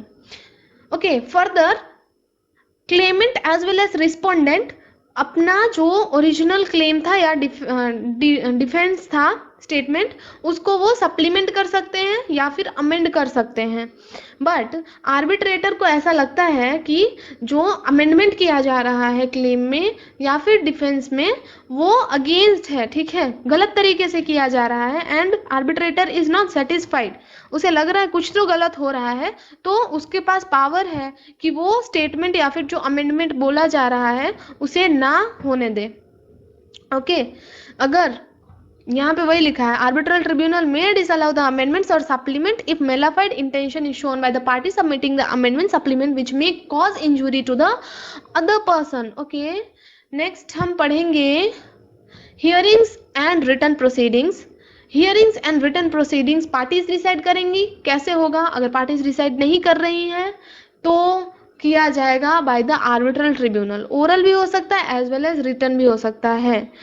अगर पार्टीज ने रिक्वेस्ट किया कि हमको ओरल हियरिंग करना ही नहीं है, ओके, तो आर्बिट्रल ट्रिब्यूनल पूरा रिटन प्रोसीडिंग्स ही फॉलो करेगा, कोई भी ओरल हियरिंग्स नहीं की जाएंगी। ओके, नेक्स्ट इज अगर पार्टीज आर्बिट्रल ट्रिब्यूनल है, हियरिंग करना है किसी भी चीज से रिलेटेड, उन्होंने बोला कि हमको रिटन प्रोसीडिंग्स ही फॉलो की जाएंगी। बट अगर कोई भी एक मैटर है जिसके रिगार्डिंग उन्हें ओरल हियरिंग करना है तो पार्टीज को पहले से नोटिस दिया जाएगा। अगर उस पर्टिकुलर चीज को, मैटर को अच्छे से समझना है तो पार्टीज को पहले से कम्युनिकेट किया जाएगा कि प्रोसीडिंग्स उतने पार्ट के लिए ओरल में होने वाली हैं। Oral as well as written दोनों का कॉम्बिनेशन यूज कर सकते हैं, जी हाँ यूज कर सकते हैं। डिफॉल्ट ऑफ द पार्टीज, ठीक है, unless otherwise agreed by the party without showing sufficient cause. Without showing sufficient cause का मतलब क्या?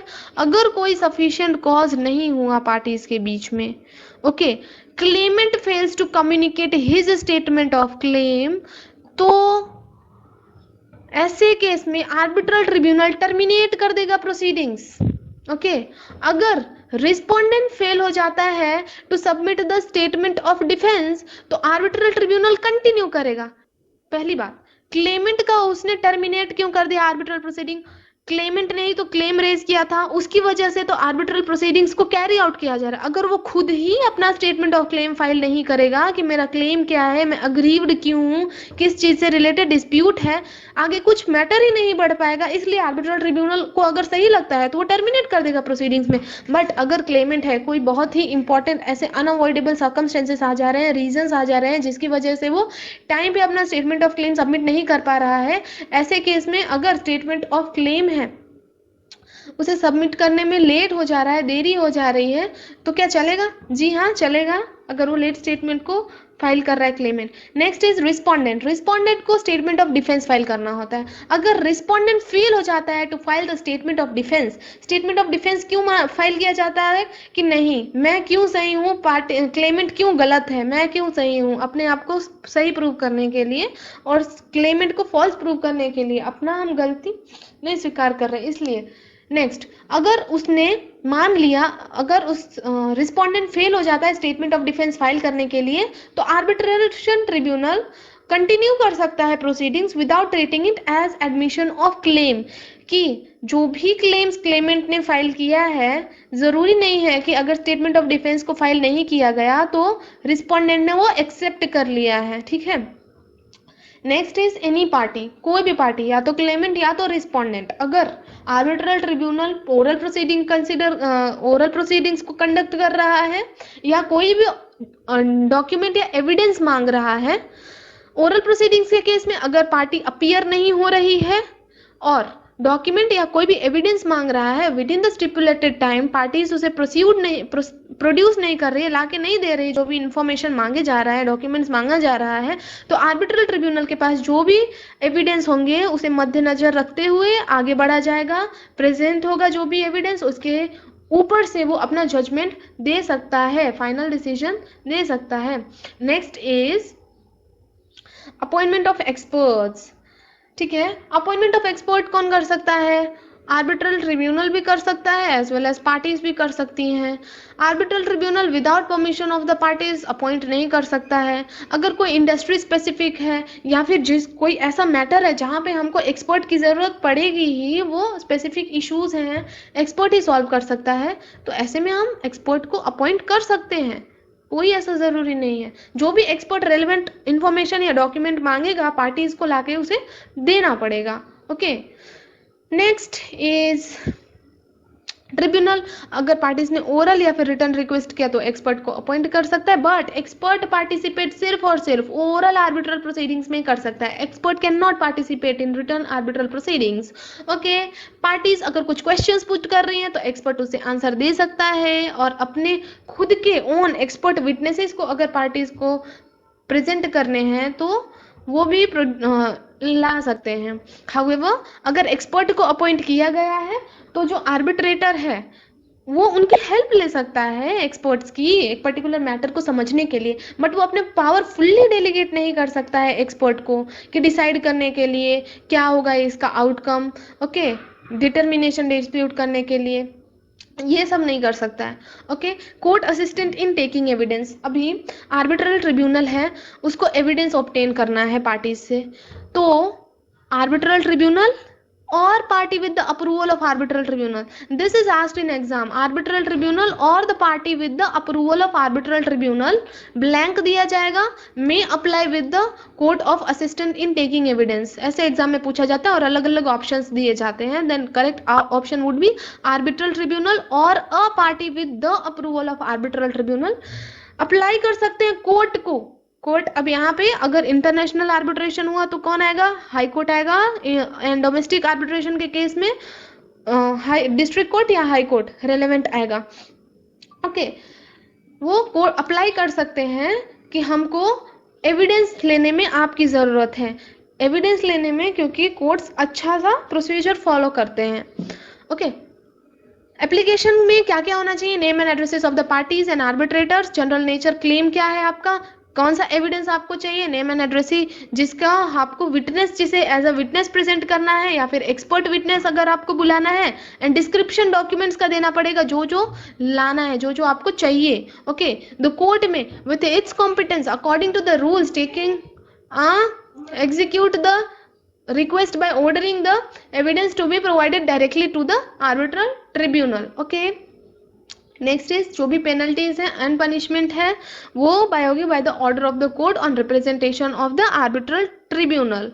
ओके, नेक्स्ट इज प्रोसेस में जो भी समन्स हैं, कमीशंस हैं, ये भी आ जाएगा। इसे हम पढ़ लेते हैं। The court assistant can only be provided for execution of recording of evidence because the court has no power to direct evidence to be produce और recorded. It would not be proper on part of an arbitrator to disallow the request of the party for moving to court to take the summons for appearance of witnesses, especially when it is very important case. अगर कोई case important है, parties को witnesses को present करना है, ऐसे case में अगर उन्हें कोर्ट की हेल्प लेने की जरूरत पड़ रही है और कोर्ट पार्टीज उसका रिक्वेस्ट करती हैं, देन आर्बिट्रल ट्रिब्यूनल उसे डिसएग्री नहीं कर सकता है. There is an international arbitration between Messrs. Delhi Fruits Bazaar and Messrs. London Fruits Juice.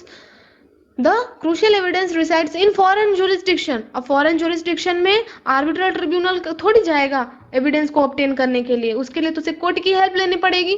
As the tribunal is facing challenges in obtaining the evidence, it seeks court's assistance. The arbitral tribunal files a request with the relevant national court outlining the need for assistance. Okay. The court, recognizing the importance of arbitral proceedings, can order to facilitate collection of evidence. This court assistant proves instrumental in securing the vital documents, witness testimony, ensuring a comprehensive and just resolution to the dispute.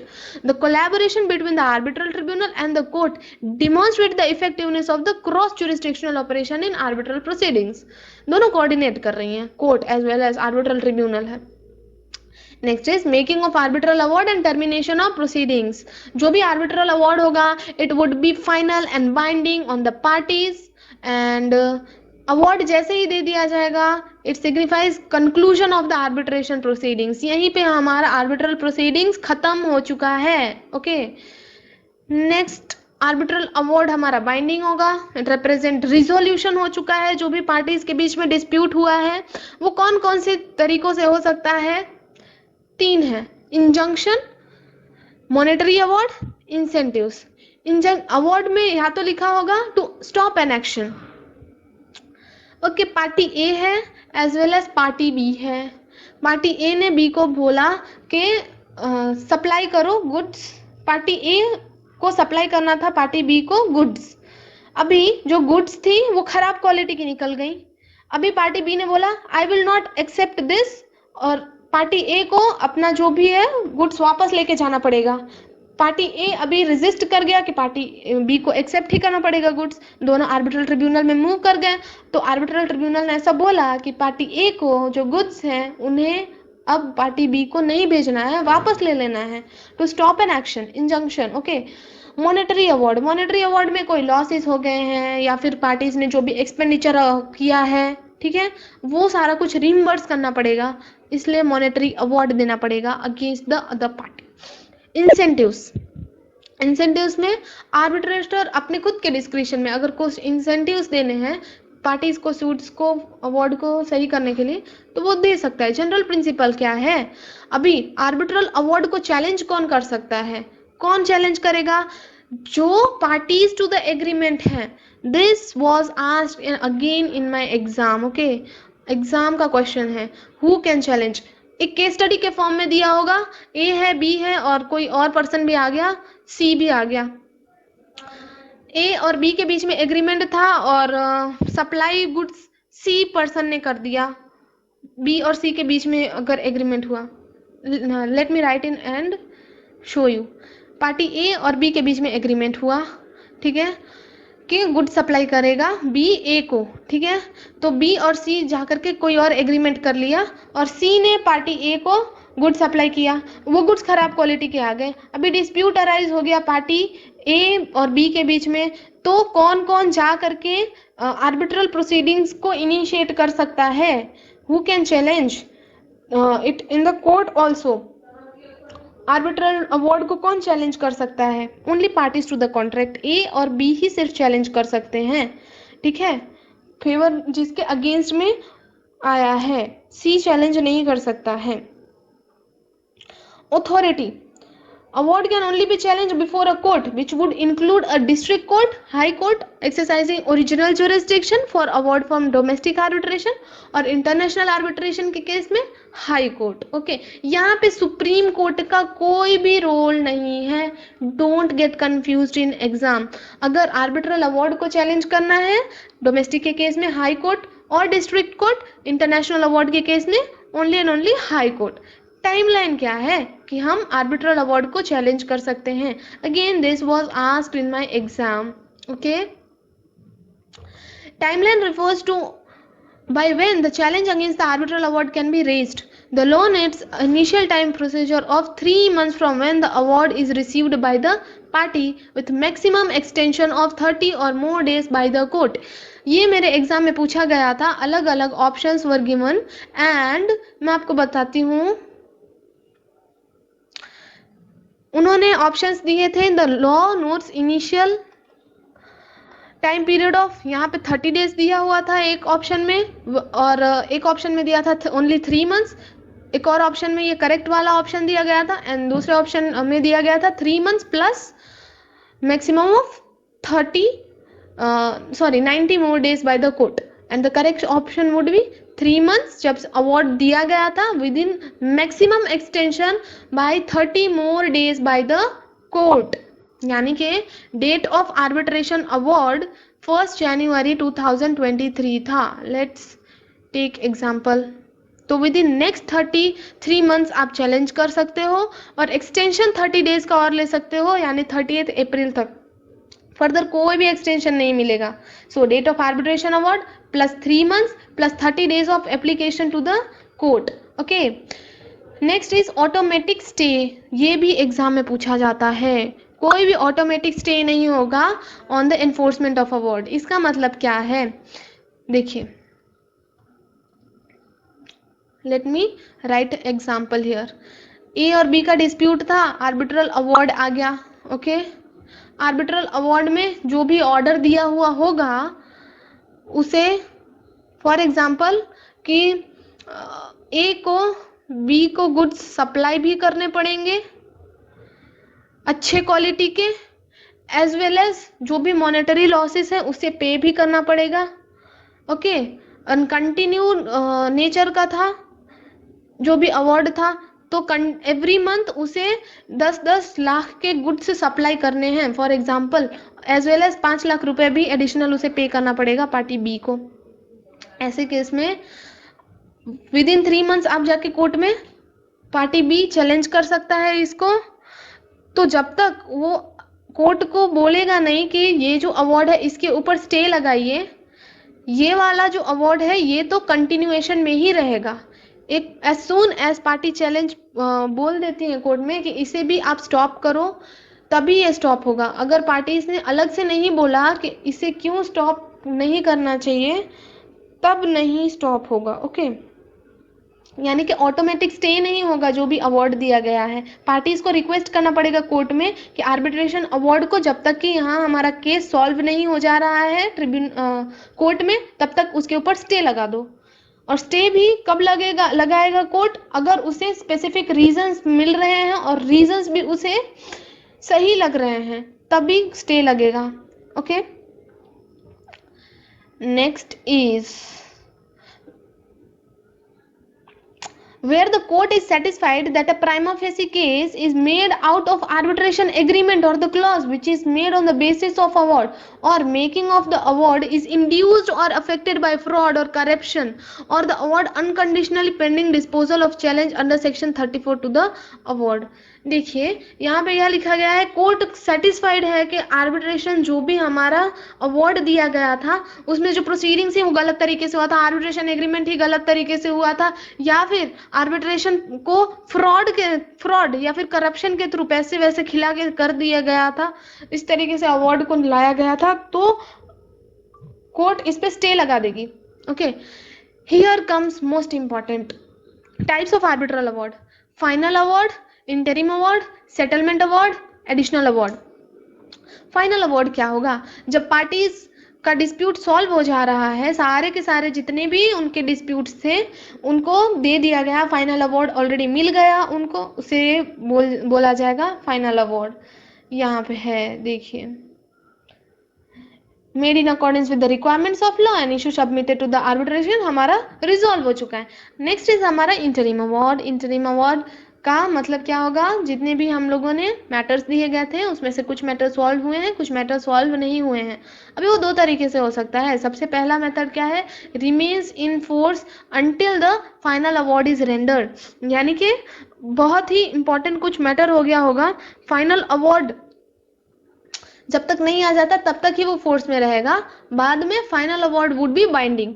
और दूसरा है, बहुत सारे dispute solve हुए हैं, कुछ matters के लिए अवार्ड दे दिया गया, उसे इंटरिम अवार्ड कंसीडर किया जाएगा। अदर मैटर्स भले ही पेंडिंग में पड़े हैं, जब तक सारे मैटर्स जब सॉल्व हो जाएंगे तब वो फाइनल अवार्ड बन जाएगा। ओके, और पहला वाला क्या था, इंटरिम अवार्ड किसी एक डिस्प्यूट से रिलेटेड दिया गया था, जब तक फाइनल अवार्ड नहीं दिया गया। फाइनल अवार्ड जब आएगा then that final award only would be valid, तब इंटरिम अवार्ड खत्म हो जाएगा। ओके, नेक्स्ट इज हमारा सेटलमेंट अवार्ड। सेटलमेंट अवार्ड हमारा डिस्प्यूट को हम अदर देन आर्बिट्रेशन सेटल करना चाहते हैं, इसके लिए होगा। ठीक है, असिस्टेंट आर्बिट्रेशन का हम इसमें लेते हैं कि भाई हमें हमारा जो कोर्ट डिस्प्यूट है उसे सेटल कर देना है। अब आर्बिट्रेशन में भी हो सकता है इसके प्रोसीडिंग्स के थ्रू भी आप अवार्ड आने से पहले ही सेटल कर लो अपने डिस्प्यूट को आउट ऑफ आर्बिट्रेशन, ट्रिब्यूनल की एग्रीमेंट उसको परमिशन लेने के बाद, या कंसिलिएशन का हेल्प आपने ले लिया, कोई और एडीआर रिजोल्यूशन का मैकेनिज्म आपने ऑप्ट कर लिया, आर्बिट्रल ट्रिब्यूनल के हेल्प के आर्बिट्रल ट्रिब्यूनल का परमिशन लेने के बाद कोई ऑब्जेक्शन आर्बिट्रल ट्रिब्यूनल ने भी रेज नहीं किया। अगर आर्बिट्रल ट्रिब्यूनल को लगता है कि ये लोग बाहर जाकर के गलत तरीके से इसे सॉल्व करने वाले हैं, तब आर्बिट्रल ट्रिब्यूनल इसे ना भी बोल सकता है, ऑब्जेक्शन रेज कर सकता है कि आपको सेटलमेंट अवार्ड करने नहीं मिलेगा। Okay, next is additional award. जो सेटलमेंट अवार्ड है, this one is asked in exam also, ठीक है। Next is additional award. Additional award का मतलब क्या होगा? फाइनल अवार्ड हमने ऑलरेडी दे दिया, पर बाद में पार्टीज को पता चल रहा है कि हमने जितने अवार्ड्स मैटर्स दिए थे उसमें से कुछ मैटर्स सॉल्व नहीं हुए हैं, आर्बिट्रेशन फाइनल अवार्ड आने के बाद पता चला, तो पार्टीज रिक्वेस्ट कर सकती हैं within 30 days of the final award. Okay,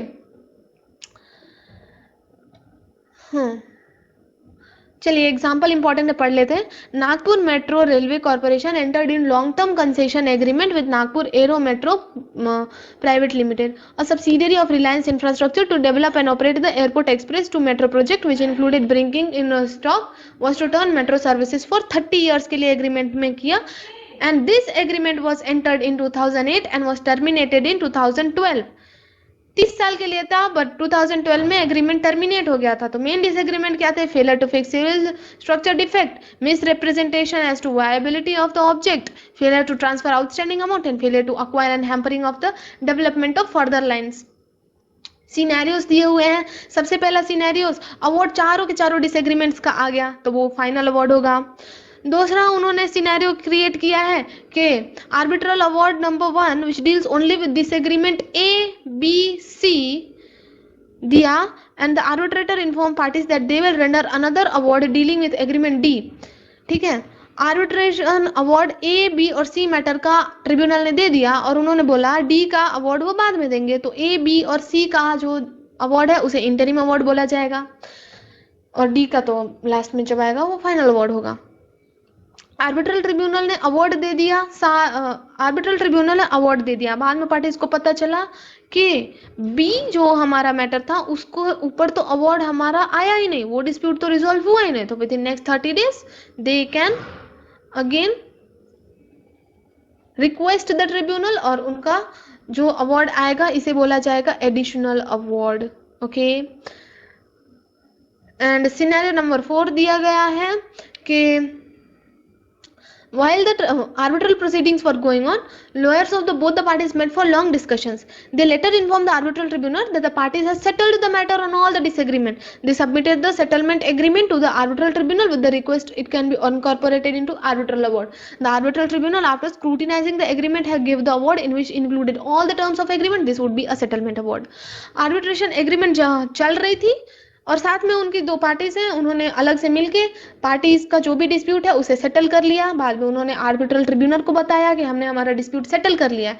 arbitral tribunal उसे पूरा स्क्रूटिनाइज करेगा कि कहीं ये गलत तरीके से तो अवार्ड को सेटल डिस्प्यूट को सेटल नहीं किया गया है, सब कुछ जितने भी पॉसिबल चांसेस हैं वो सब कुछ देखेगा। अगर आर्बिट्रल ट्रिब्यूनल सेटिस्फाइड है तो जो भी सेटलमेंट में उन्होंने डिसाइड किया है सेटलमेंट उसे अवार्ड में इंक्लूड करेगा और सेटलमेंट अवार्ड माना जाएगा। Okay, now arbitral award.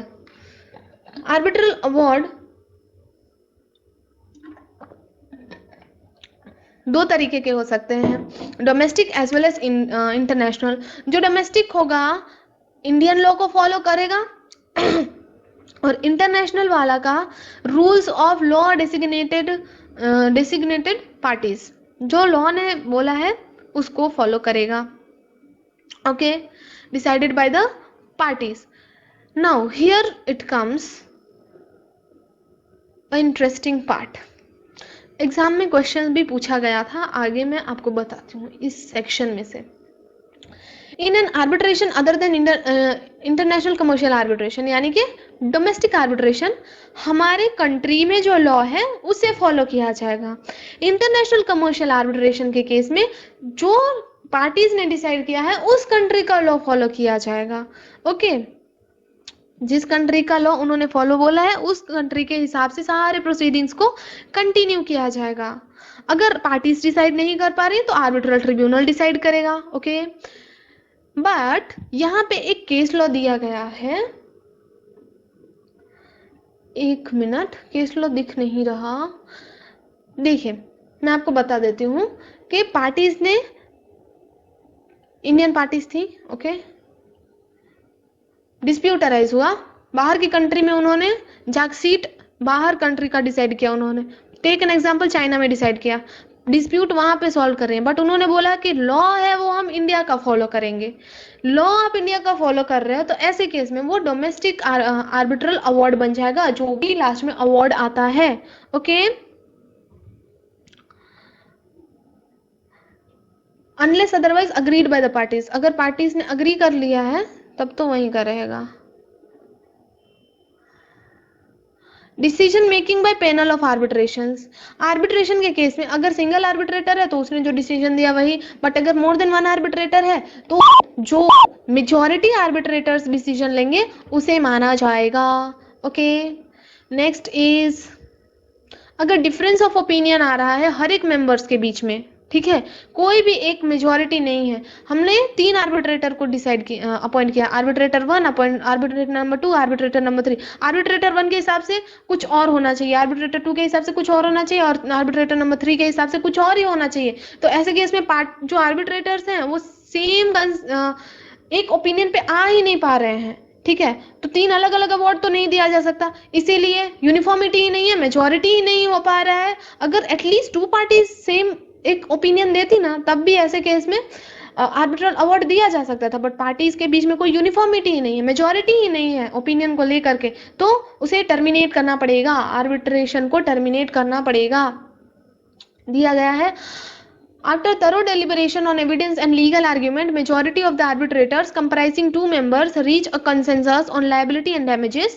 Despite dissenting opinion, the third arbitrator majority decision prevails, resulting in issuance of final award. Majority arbitrators से उन्होंने बोला कि हमको liability and damages पे करवाने पड़ेंगे, और जो तीसरा आर्बिट्रेटर था वो बोल रहा था नहीं, लायबिलिटी और डैमेजेस पे करने की कोई जरूरत नहीं है, बट क्योंकि majority of the arbitrator were on the consensus to pay liability और डैमेजेस को पे करवाना था, तो इसलिए that would be the award. Time limit arbitral award का क्या होगा, 29A के हिसाब से नया सेक्शन इंसर्ट किया गया है, तो उस हिसाब के केस में arbitral award domestic cases, domestic arbitral के केसेस में विद इन 12 मंथ्स में आ जाना चाहिए, फर्दर एक्सटेंशन 6 मंथ्स का ले सकते हो। इन केस ऑफ इंटरनेशनल अवार्ड वैसे तो कोई टाइमिंग दी नहीं हुई है, बट ट्राई किया जाता है कि विद इन 12 मंथ्स में आ जाना चाहिए। ओके, उसके बाद से अगर जो आर्बिट्रल ट्रिब्यूनल है उसकी वजह से डिले हो रहा है आर्बिट्रेशन अवार्ड आने के लिए, तो ऐसे केस में जो भी आर्बिट्रेटर का फी होगा उसमें से -5% का रिडक्शन कर दिया जाएगा पर मंथ के हिसाब से। ओके, जब अगर एक्सटेंडेड पीरियड में अवार्ड नहीं दिया जा रहा है तब। Next is extension period referred to subsection 4 may be on application of any parties and may be granted only for sufficient cause and such terms and conditions as may be imposed by the court.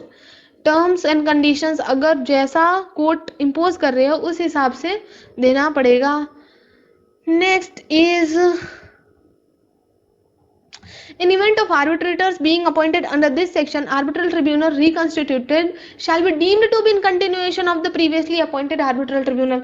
दूसरी चीज, हमको अगर arbitral tribunal है वो cases को सही से solve नहीं कर पा रहा है या फिर आर्बिट्रेटर है उसको चेंज कर दिया गया है, ठीक है, तो ऐसे केस में पिछला जो आर्बिट्रेटर ट्रिब्यूनल है उसने जहां तक वो पहुंचा था, जो भी चीजें डिसाइड की हुई थी वो इनवैलिड नहीं हो जाएंगी, वो वैलिड ही रहेंगी, उसका कंटिन्यूएशन ही होगा, नया आर्बिट्रेटर ट्रिब्यूनल आर्बिट्रेटर अपॉइंट हुआ है तो।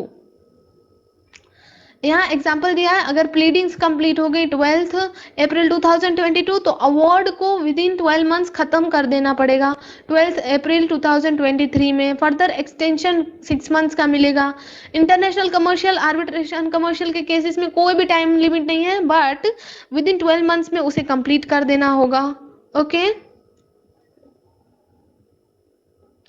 अगर कोई इंटरनेशनल कमर्शियल आर्बिट्रेशन है, भले ही वो इंडिया में उसका सीट बोला गया है, ठीक है, फिर भी आर्बिट्रेशन 12 मंथ्स में कंप्लीट करना है, वो एप्लीकेबल नहीं होगा। 29 बी फास्ट ट्रैक आर्बिट्रेशन है। फास्ट ट्रैक आर्बिट्रेशन जल्दी से जल्दी, सोल आर्बिट्रेटर ही इसमें सिर्फ और सिर्फ होगा, पार्टीज चूज करेंगी, रिटन प्लीडिंग्स ही होंगे सिर्फ में, ठीक है, यहाँ पे ओरल हियरिंग्स नहीं होंगे, विदाउट एनी ओरल हियरिंग्स होंगे। ओके ओरल हियरिंग्स तभी होंगे अगर पार्टीज रिक्वेस्ट कर रही हैं या फिर कोई एक स्पेसिफिक मैटर है जिसे समझने के लिए ओरल हियरिंग्स की जरूरत होगी ही। ओके कोई क्लैरिफिकेशन करना है एक्सेट्रा, उसके लिए अगर ओरल हियरिंग्स आपको रखनी है तो अब आप रख सकते हो, और वो भी पार्टीज के रिक्वेस्ट पे ही। और अगर ट्रिब्यूनल को लगता है कि हाँ ये जरूरी है, arbitral proceeding fast track arbitration के केस में विद इन 6 मंथ में कंप्लीट कर देना है जब पार्टीज एंटर करती हैं इनटू द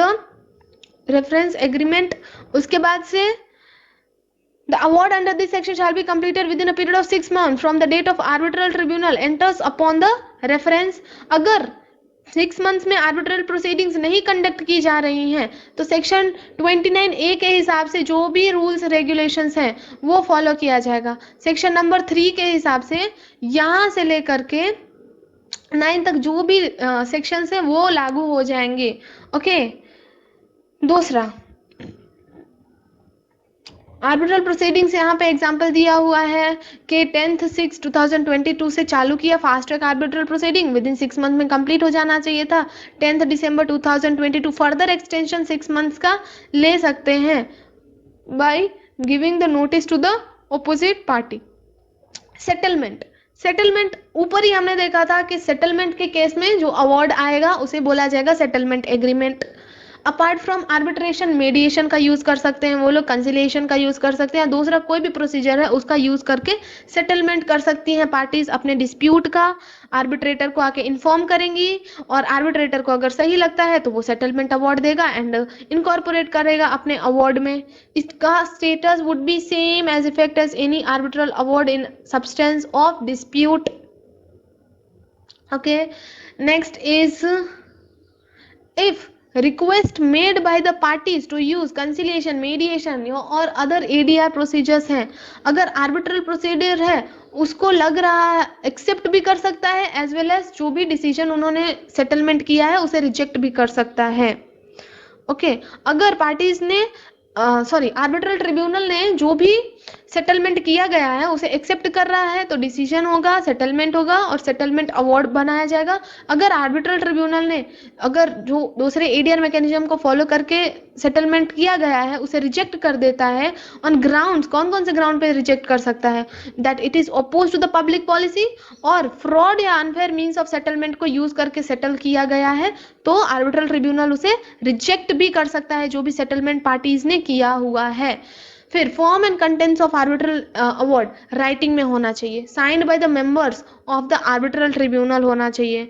और आर्बिट्रल ट्रिब्यूनल में अगर एक आर्बिट्रेटर है तो उसका सिग्नेचर होगा, अगर एक से ज्यादा आर्बिट्रेटर्स हैं तो सारे आर्बिट्रेटर्स का सिग्नेचर होना चाहिए। बट अगर सारे आर्बिट्रेटर्स साइन नहीं कर पा रहे हैं तो मेजोरिटी ऑफ द आर्बिट्रेटर्स का सिग्नेचर होना चाहिए, अलोंग विथ रीजन स्टेट करना पड़ेगा कि जो दूसरे आर्बिट्रेटर्स हैं वो साइन क्यों नहीं कर रहे हैं। Okay arbitral award shall state the reasons upon which it is based unless parties ने अग्री किया है कि हम कोई रीजन नहीं देंगे या फिर सेटलमेंट अवार्ड बनाया गया है, क्योंकि सेटलमेंट अवार्ड के केस में आर्बिट्रेटर क्या लिखेगा कि सेटलमेंट के थ्रू उन्होंने अपने जो भी डिस्प्यूट था उसे सॉल्व कर लिया है। The arbitral award shall state the date and place of arbitrations as determined in accordance with section 20 and award shall be deemed to have been made at that place. और signed copy deliver करना होगा to each party. This is asked in exam. Okay, the arbitral tribunal at any time during the arbitral proceeding make interim award at any matter in respect to which it may make final arbitral award.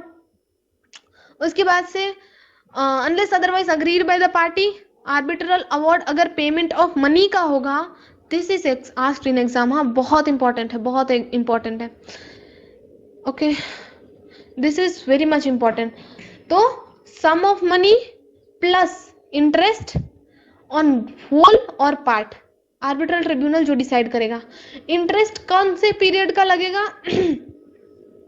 Date cause of action arose, date on which award is made, उसके बीच का. Okay, और जो interest होगा it should be 2% more than the current rate of interest on the date of award. ये जो 2% वाला है, this one is asked in exam. Okay, next is cost of arbitration shall be fixed by arbitral tribunal in accordance with section 31A.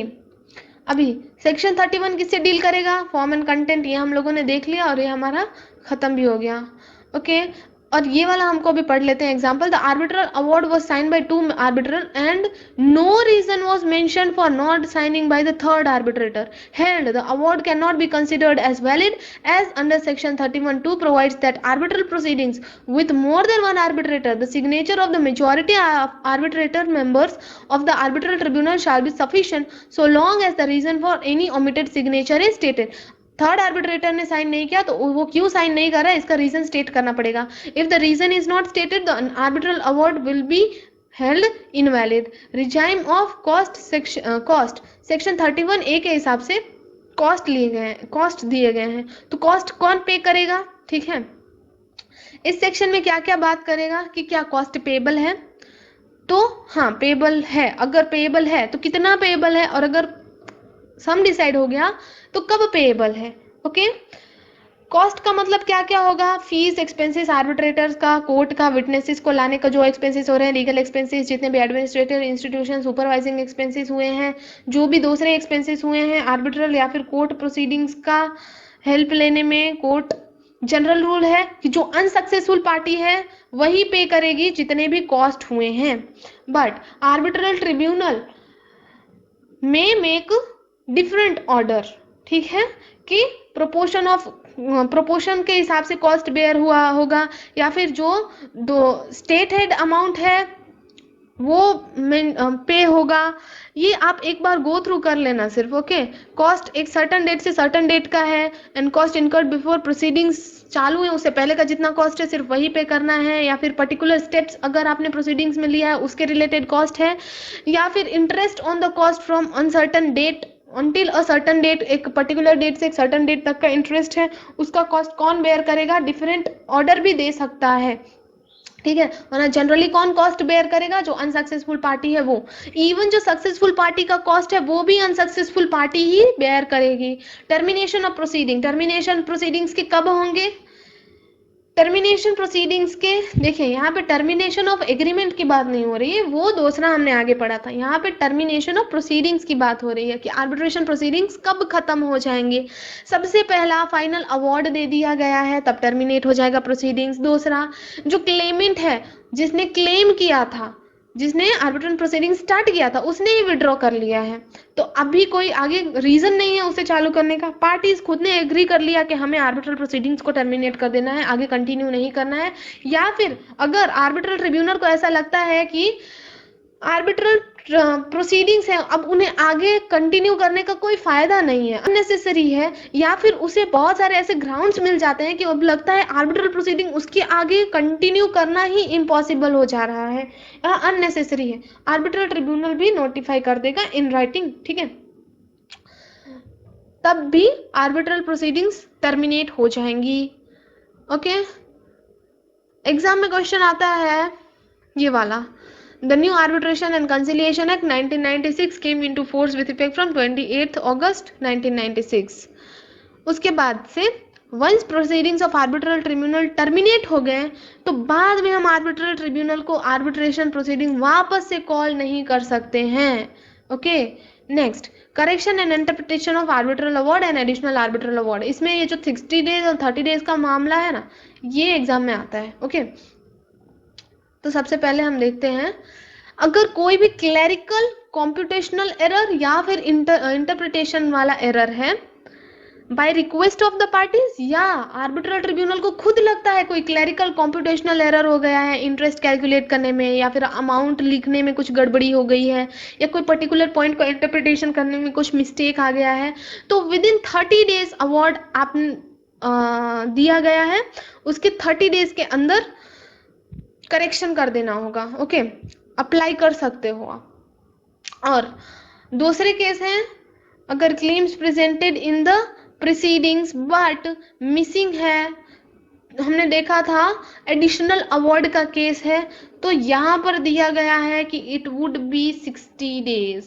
Okay, अलग से clarification दिया गया है। Okay, तो इसे भी माना जाएगा।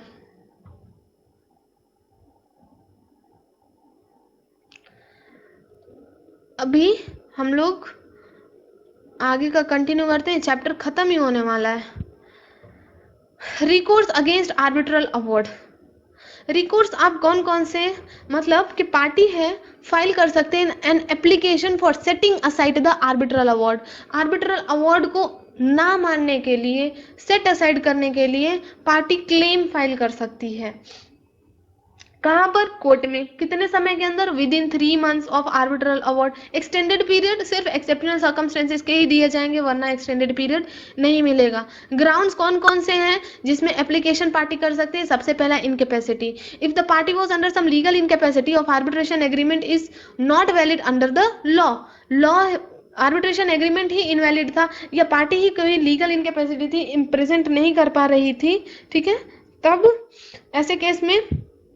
दूसरा है violation of due process. Process जो एग्री किया गया था वही फॉलो ही नहीं हो रहा है, प्रॉपर नोटिस ही नहीं दिया गया था आर्बिट्रेटर के अपॉइंटमेंट का, या फिर आर्बिट्रल प्रोसीडिंग सही से कंसीडर नहीं की है, या फिर party was unable to present the case, उसका अपना खुद का जो ग्राउंड्स था वो प्रेजेंट नहीं कर पा रही, एक ही पार्टी की सिर सुना जा रहा है, तो ऐसे केस में भी वायोलेशन हुआ है प्रोसेस का, तब भी रिकोर्स किया जा सकता है। And third one is jurisdictional issues. If the arbitral tribunal exceeds its jurisdiction or conducted the proceedings not in accordance with the arbitration agreement, तो ऐसे केस में भी आर्बिट्रल अवार्ड को सेट असाइड किया जा सकता है, रिकोर्स किया जा सकता है। ग्राउंड्स ऑफ एप्लीकेशन कौन कौन से पे कर सकते हो? Incapacity, violation of due process, jurisdictional issues, और कौन कौन से केसेस के अगेंस्ट आप रिकोर्स नहीं कर सकते? It is contrary to the terms of arbitration agreement and against the public policy. मतलब पार्टीज कब एप्लीकेशन नहीं कर सकती? The subject matter of the dispute is not capable of settlement by the arbitration under the law.